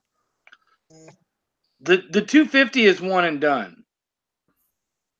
Okay, how about the one for 100? I'm checking that out right now. Actually, 300. 3. No, you said 5. If we can make it 3, I'd be happy to make it 3. It is 5 at this point on the Kickstarter. You just said I'll make it 3. You can only change it if no one's backed it, right? So you can limit it. You can always make if you guys want to keep it at 5, go back it right now. No, screw us. No. 5 people jump on it at once. You know what I mean? Yeah, that's it. That's our fault. Travis's fault. Travis's fault. Yeah, this is all my fault. I'm a giver. No. That's why he's happily married. Now, has anyone taken you up on the $100 tier yet? Well, it's only an hour old. Oh, you just made this. Okay. Well, and that's a cool thing about Kickstarter. You can add the tiers in later on to get people excited. So it's nice to have new things to add on as you go. And this was a good finisher. Yeah, that's got to be pushed hard, boys. I mean, that's got to be everywhere, because even when we think we're like, we're promoting a lot, the thing is, I'll still get people that will say, "I never heard of Niobe before." I'm like, "What? It's only been on my Facebook for like 7 years. How can you not know?" But they don't know, and so that's got to be pushed hard, especially in your last 72 hours. That's got to be banged out everywhere. Yeah. Well, All the groups, all the YouTube, Instagram, Twitter. You guys need to get that out. Throw it up on Unity. Yeah, put it up on the Unity page everywhere, man. Well, and you want to think about this too. You want it. This is an opportunity, if you're not in our circle and you hear about this, to jump into our circles, right? Because everybody has circles. There's certain backers that back a certain group of people all the time. They back a couple other people. It's just the way the world works. There's nothing wrong with that. This is a way to get into that circle for free. For more or less, for $100 and you get into that circle and that sphere of influence, no brainer.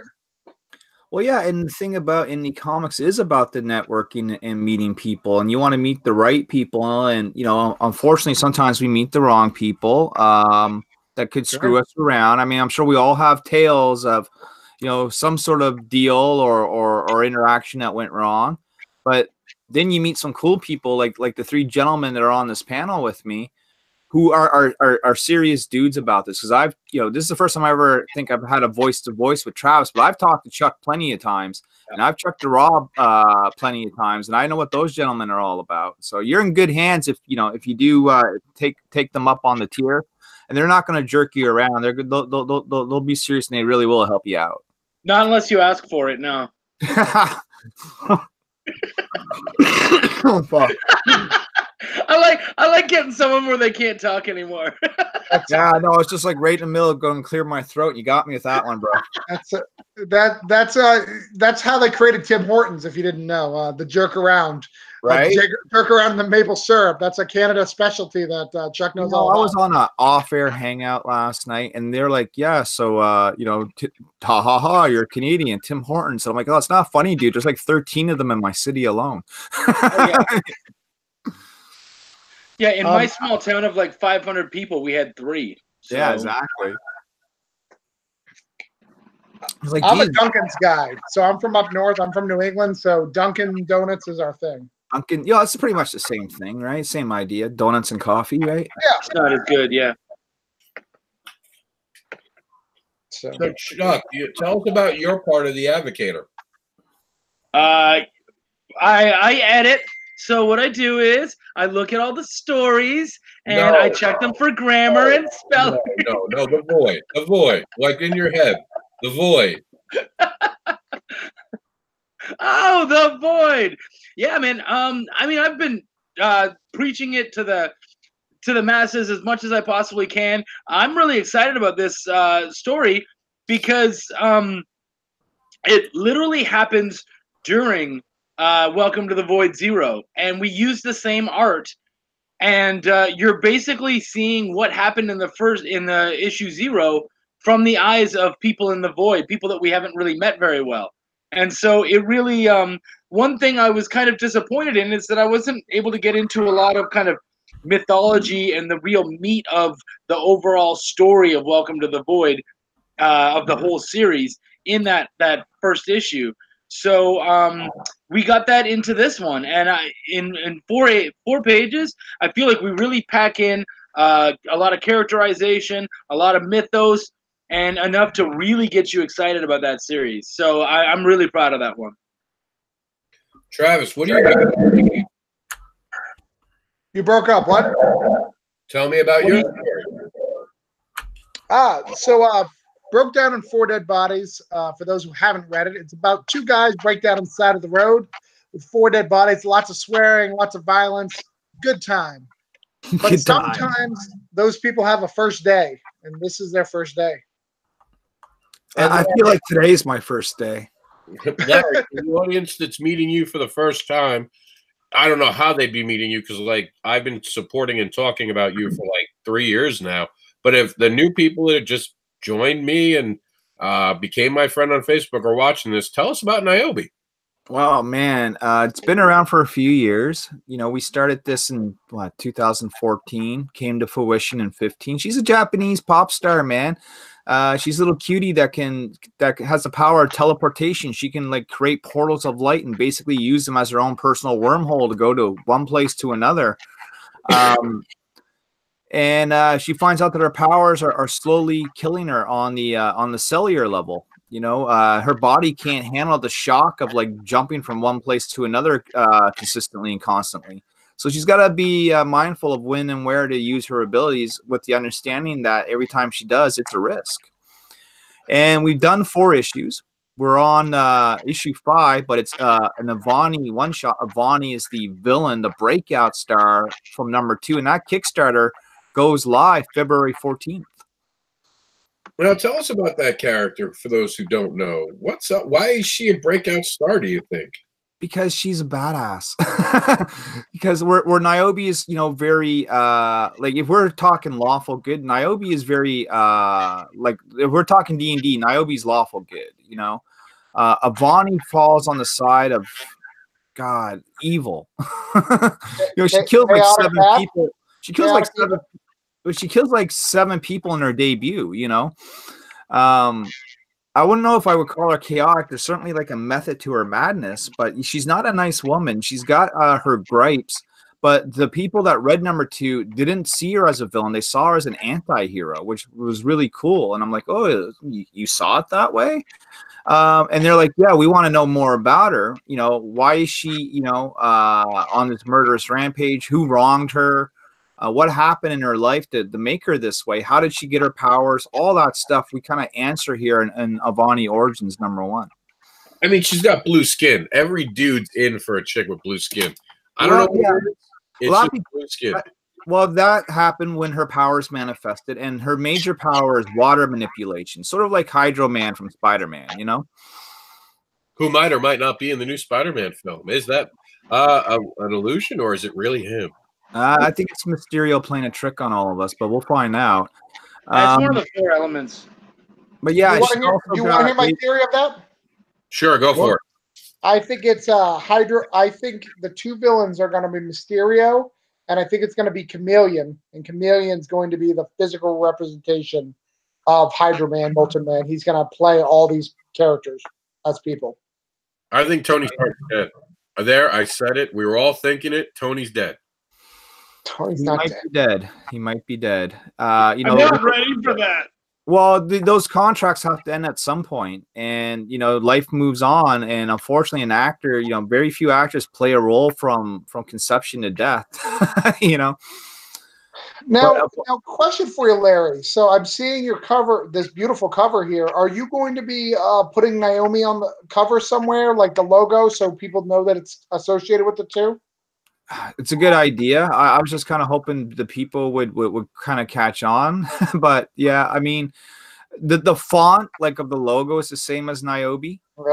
Yeah, it is. It's just the same team. You know, anyone that knows about the project knows about it. And anyone that doesn't, they might jump on Avani number 1 without even knowing what Niobe is, right? And we're cool with that. You know, someone picks up Avani 1 and goes, I never read an issue of Niobe. It's not going to matter because the story is on Avani, and they're going to, you know, get to learn who she is from the start. Now, Larry, I have a very important question. Uh-oh. Important questions are sometimes good. I know some creators actually base characters on real human beings. Mm-hmm. Is this based on a real human being? And now that I'm newly single, well, yes and no. She was made long before anyone cosplayed her, but we do have a girl that cosplays as her. She did good, by the way. Pardon me? I got to see the picture. Really good. Yeah, she's really good. Well, I mean, you can see her cover. It's on my page somewhere that we did a cosplay cover. Her name is Jeanette Arsenault, and so she's told me that she is now Avani. Like flat out, she says, I am Avani. So I guess Avani is a real person now. But, you know, when she was made, she was just something that came out of my head. But basically, Niobe kind of represents all my good qualities, and Avani kind of represents that dark side of me, you know? Oh, wow, that looks awesome. Well done. And that art, by the way, that cover art, that's done by RB White, and he does work for, he's done work for Zenoscope.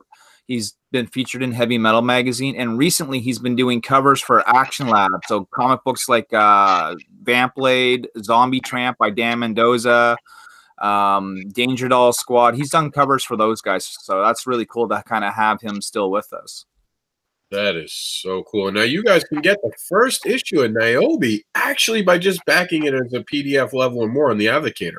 Any tier, man. You know, that was what I told Rob. So, you know, let's give out something for free. Let's, you know, this is my contribution to try and give back to Rob a little bit. I'm like, you know, if this can help you out, you know, that'd be awesome. And, you know, initially he was like, yeah, just give me a preview. And I'm like, no, screw the preview, dude. You can have the whole book, man. Just make sure, you know, whoever backs your project, you know, gets a digital copy, because that's a win for him and it's a win for me.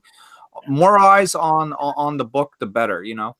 Oh, I definitely agree with that. So let me ask you, you're the outsider of the group tonight. What do you think of the Advocator? I know you've heard us talk about it. We've talked about it. What are your thoughts on the Advocator as a guy not associated with the Advocator, not anything other than giving away a Niobe #1? Well, at some time down the road, I hope to be associated with it when, you know, when the time is right, and you know, we can get you a really good 8-page story and produce it.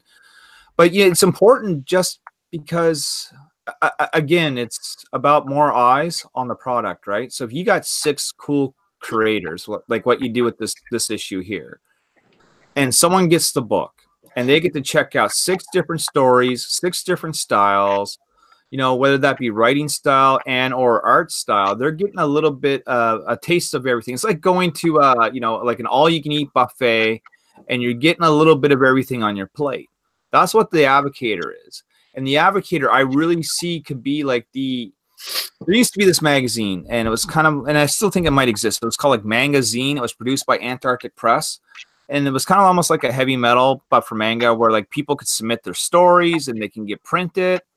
The Advocator reminds me of a lot of something like that. So like a guy who, you know, maybe he does an 8-page indie book, you know, and maybe he's thinking about getting his feet wet and doing his own like full story. Maybe he can submit to the Advocator and get printed and, you know, get published and get some eyes from the people that support indies, whether it's creators or fans or possible publishers who are looking for new talent, you know, on them and on their story. Because here's the thing, guys, whether you know it or not, professionals are watching us, the companies are watching us, and they're it's like talent scouting. They're still looking for the, you know, the next up and comers. And, you know, it's like in wrestling, you know, you go to the indies to find the guys you're going to pull up to NXT. Well, it's the same thing here. Yeah, no, yeah, I think that's a really good way of looking at it, actually. Well, what I've liked about Niobe and learning about what I've loved about your comic, going back for just a second, is, you know, I read it and I was like, you know what, I'm not really into the sexy girl stuff. You know, I'm not going to buy it for that. But what I've really loved about you, Larry, is getting to know you in the last few weeks and seeing you on interviews. It's really a bigger story than that. That's just one element of it. Yeah, she's a sexy girl, but so isn't Storm, and I've read tons of X-Men books. You know what I'm saying? Right. Well, this guy, I'll give him a shout out. He's on Twitter and on YouTube. His name is Captain Frugal, and he writes for a website called Bleeding Cool, which is kind of a parody of Bleeding Cool. And so Captain Frugal did a review on my book. He did, you know, he took the first issue and read it. Now, he said it was completely different than what he thought, because here's the misconception, right? People see a sexy girl, they're expecting a TNA book. Let me tell you something about Niobe. Not once do you ever see her nude. Not once does she ever engage in any sort of sexual activity. In fact, she doesn't even kiss somebody in the comic book. It's a straight up superhero comic book, which just happens to have a sexy girl as the lead. Yeah, I like that. I like that because it may, you know, just looking at it makes me turn off on it about it. But when I hear that and when I see your passion about it and the deeper story, I'm like, maybe I'll give this a try, and I'm definitely going to back your next project. Yeah, all someone has to do is actually read it, and they'll see. You know, I remember being at a con, and like this woman walked by, and she looks down at me, and she looks at the book, and she looks at me again. She goes, "Everything here is a fucking porno." And I looked up at her, you know, because, you know, she's seen all these hot girls in cosplay and all this stuff, and I'm like, "Have you ever even read an issue of Niobe?" She looks at me. She looks at the book. She looks at me, and she goes, "No, and I don't need to either." And she goes walking off. Well, you know, that's, you know, obviously judging a book by its cover. And I get that, you know, I mean, yeah, she's a hot girl and, you know, nice big boots and big pigtail hair. And if that doesn't do it for you, I get it. But, you know, to judge a whole product over an image is, you know, is doing the product a disservice. But at the same time, you know, we put those images on there because we know it catches the eye and some people like that stuff. Sure. I say that we need a beautiful woman on the cover of the Advocator, and it'd sell great. All right, fine. I'll take the picture. I'm not going to disagree with you, and I'll tell you why. Because when I looked at the Advocator, the one story that caught my eye was the one that actually has the chick on it. Yes, Travis Gibbs famously said that once he saw that cover, he was ready. And then that's actually how his wife got pregnant. True story. He got that. Exactly how my wife got pregnant. That's how it went down. But yeah, I mean, that's what caught my eye. You know, that I think it was like I forget the name and I apologize, but it was like maybe like a blue skin chick with white hair sort of deal. Binary Star, Jamie Primack, and it is amazing. Right now, let's say like if I was, you know, if I had the physical copy and I was doing the variant, I would get her variant. I would get that one. Why? Because that's what appeals to me. Now, different strokes for different folks, but I think, yeah, if you know, in my opinion, if you had a hot girl on the cover, that's certainly not going to hurt you, especially coming out of the gate. You know, especially now that they're all virgin covers too. Yeah, we made them all virgin covers recently, so all of those covers are going to be in their glory, the best way to present them. So we're going to have the standard cover that wraps around, but then all of the alt covers are going to be virgins. Now the other, you know, and all these things look great, but the other one that really catches the eye is the Grimwood copy. So whoever's behind that and whoever did that cover, you know, you really did something that catches the eye. I might have had the logo maybe a little bit higher and a little bit more art, but other than that, boom, like it's in your face and you see it, you know, and it looks interesting. Definitely agree with you. And that's Connor Bartel for the viewing audience. That is who is behind that particular project. But we are running late in the day. I know, Larry, you're just starting your day, but I have some things to do, and I know Travis has got. Yeah, I got to get funded tonight, so I got some work. Well, you know, Rob, you know, we were talking about maybe doing an interview tomorrow night. Are you still available for that? Larry? Rob? Oh, there we go. We had a kick out for a second. People are playing PlayStation in my neighborhood.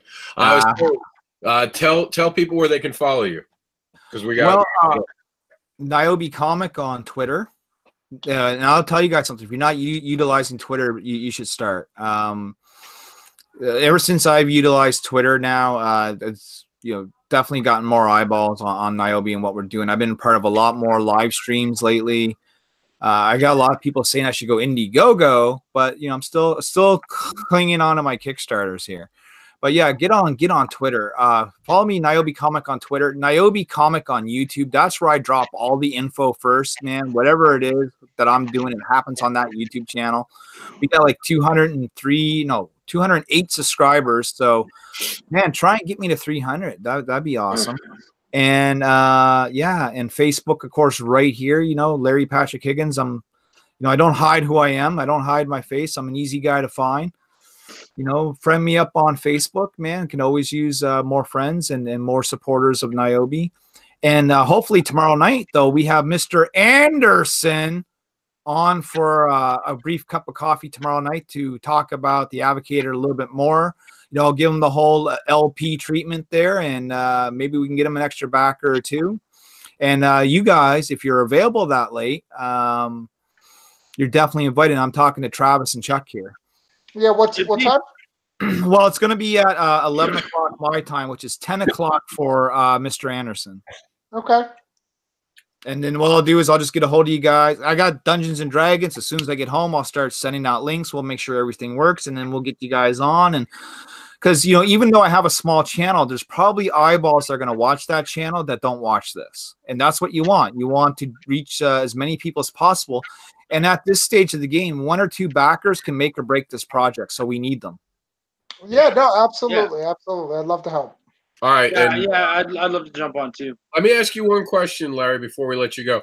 Why do you think Twitter is suddenly getting a second life? Because I've heard that before. Other people are saying that Twitter is now getting a second life. Do you want the honest answer to that, or do you want me to kind of buff it up a bit? Oh, man, I'm an honest person. I'm the indie devil. I don't sugarcoat shit. There's no safe place on my page.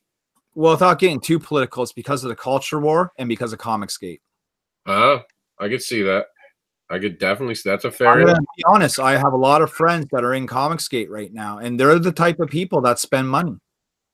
It is true, man. Anyone who gets backed by Comic Gates seems to be like to the races instantly. Now, I want to declare here, just for the record, I have never said that I am Comicsgate. What I'm saying is I'm a neutral guy, and I talk to everybody. But I'm telling you, people think that that's a hate movement. It's not. It's just a bunch of guys that feel differently and probably vote conservative, you know? And there's nothing wrong with that. I know, Travis, you've gone on record saying that we need more conversations between groups and less finger pointing. I saw that when you did your wall video. Well, I mean, that's me as in general. Like I'm all about hearing the other side, because if we want our fucking politicians to hear the other side, we have to on our Facebooks hear the other side. I think we need hear on your Facebook. You know how we're gonna do this. Look, I'll give you an example. I've fallen in with a really cool group of, and keep in mind, with any sort of large group of people, there's going to be dissension in the ranks. There's going to be factions. You're going to have some bad apples in that group. I fell in with a group of people recently, and they did a live stream for me last night where they got like half a dozen artists, and all they did was draw Niobe and Avani for me for 3 hours. And then I posted the one I really love on my Facebook, which is done by a guy named Josh Spencer. That's the type of guys that I've been associating with, where they take a guy that they've known for a month and they completely did a live stream and a live art stream and spotlighted on my character. But to me, that's damn cool. Yeah, I mean, I would love to do interviews with anyone who is from Comicsgate to get their side, because I do think there's always two sides to the coin. The other problem with the Comicsgate is that there is no real official like there's Republican and Democrats. With Comicsgate, it seems like it's them versus everyone. And I know, like you said in the group, not everyone is a Nazi, and that's been a bad portrayal. It's not just a group of racists. Well, look, I'm on a live stream with these guys. We have guys from Malaysia there. We have people of color there. We have a guy named, and I'll shout his name out because he's very been public with it. The General John Wallace. He's a black gay man, and he's part of it. So I don't want to hear anything about this is a bunch of like white incels and their movement, because it's simply not true. And that's fair enough. And I look forward to maybe meeting some of these people and having conversations with them. Well, you come on the show tomorrow night, some of them will probably be watching. And if you want, I can even invite one or two of them on if they just want to pop you some questions. Oh, I'd love it. I'd love it. And I've said this as the indie advocate, and we've talked about this privately, and I'll say it publicly because it's not a private conversation. I have to walk a line where I support everyone equally. And that means even giving people who other people have deemed as evil the same freedoms to have expression. And, of course I wouldn't, and I know, Larry, you wouldn't support hate speak. So anyone who's trying to make this ugly would fall on that I know Larry, long time, he would not support anyone who does hate speak. So please. Well, look, I did my own research, and instead of just judging people without getting to know them, I went and got to know them. I've joined some of their live streams. I've been on Ethan Van Sciver's live stream. I've interviewed Ethan on my own channel. I've been on several live streams with these guys, and like I said, there are some bad apples, but there's some bad apples in every group. So once you find the cool people, it's night and day. And and these guys they just want to see cool products. They're not trying to say, hey, you can't be a transgender and write comics. They're not saying, hey man, if you're a black man, you can't do comics. That's not what they're saying at all, because there's lots of those people in that group. What they're saying is we just want some cool comics again, because they're disenfranchised with what's happening with the big two, and they're not happy with the products they're getting. I respect, honestly, as an independent in America, because I know you're also in Canada, but in America we have the political parties, Republican, Democrat, or independent. I'm an independent too, so I'm always open to talk to all types and hear what they have to say. So definitely invite them on, and thank you for being on the program tonight. Thank you for having me, guys. No one showed up to change my mind, but I got to hang out with some great people. And one of those great people is Chuck. Chuck had a great stream today. I got to be part of the tail end of it and jump on it. Chuck's not feeling great today, so that's why we haven't called on him a lot. He's got the sore throat. but he's gonna power through. He's gonna get us a bunch of people by being the indie darling. Talk to us about why they should back it. Give it to me right now. Why should they back the Indie Advocate? Because you're not backing one book. You're backing a future. You're backing an entire establishment of chances to be able to show off indie comic properties in new lights. And so even like when you back this one comic, you're actually helping to create a future of indie comic anthologies. And you're showing that we can do this without greed, without any kind of disparagement or issues between one another. This has been the hardest part of doing this, has just been the Kickstarter. But actually putting the book together and everything, everyone's been really good. If there was any kind of issue, it's like, okay, cool, you're not in. Now what's going on? Here's our team. And I mean, once the team was lined up, it was solid. I didn't know everyone on the team right away. But now, like, I chat with Frank Martin. I've done tags and stuff like that with Jamie Primack and stuff. Like, now we all kind of work together naturally, and I think that's the future of indie comics. And that's something that you're buying. Is you're not just buying a book, you're buying the future of indie comics and indie comic franchises, and you're buying that fucking sick cover. Yeah, give some love. Who did that? Give some love to that cover. That's Anthony D on colors, and that is Kyron Silva, my dude Kyron Silva on pencils. And that is just an amazing piece that's going to be in you're going to see that in other places in the book. It's just gorgeous, and it really shows kind of the symbolism of what that issue, where you see Manny on the one side, and then you see the Dwellers of the Void on the other. Yeah, man, I really appreciate it. Thank you for coming on, Chuck, especially now feeling well. And Travis Gibb, you get to be the last guest on the show to tell us what is what about your part of the Advocator, and why should people buy the back the Advocator? Here's the deal.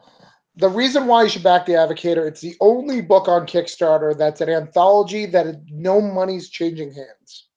We are not getting any money for this. The money goes directly to the printer. The printer hands us books. Everybody on the team gets books, and an equal amount of books split amongst everyone on the team.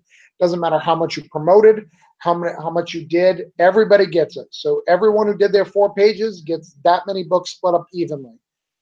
We have them alternate covers. That's a cool thing. We took the greed out of comic books. The problem with anthologies or any time that comic people work together is greed gets involved. We cut that out to get a positive book for people and to help people make table. What this is going to do is help indie creators have another book to sell. Every time you have a book, you add one more book to your table, one more book to your repertoire, it becomes easier and easier to fund. And that's what we're doing. That's what we're helping people do. All right, and I'm going to thousands of creators on our site, IndieAdvocates.com. You guys can hear my voice in the background. I actually, and Travis knows this, but I'm announcing it publicly for the first time. I was on the Hanging with the Web show recently. It just hit today. You guys can see what I was doing in CFCC. That was Central Florida Comic Con. Great interview. Very excited. And one of the things I got to give Travis credit to, and I want to, oops, I don't know why they're playing an ad now. One of the things that I want to give Travis credit for is the fact that he inspired me to bring all the books with me. So I actually got to talk about Broke Down. I got to talk about Jack C. Anderson and some other amazing books. So check out the video. I'm out of here. My name is Mr. Anderson. And whoa, Rob, where can I see this video? Is this on your channel or is this on their channel? Like, where are you going to throw the link for this video out somewhere? Because I want to watch it. It's actually on their channel, but it's on my page already. If you go to my Facebook page, I already have it there. Beautiful. So you guys can check it out right there. It's been great hanging out with some of my greatest friends. No one came to change my mind, though. I'm disappointed.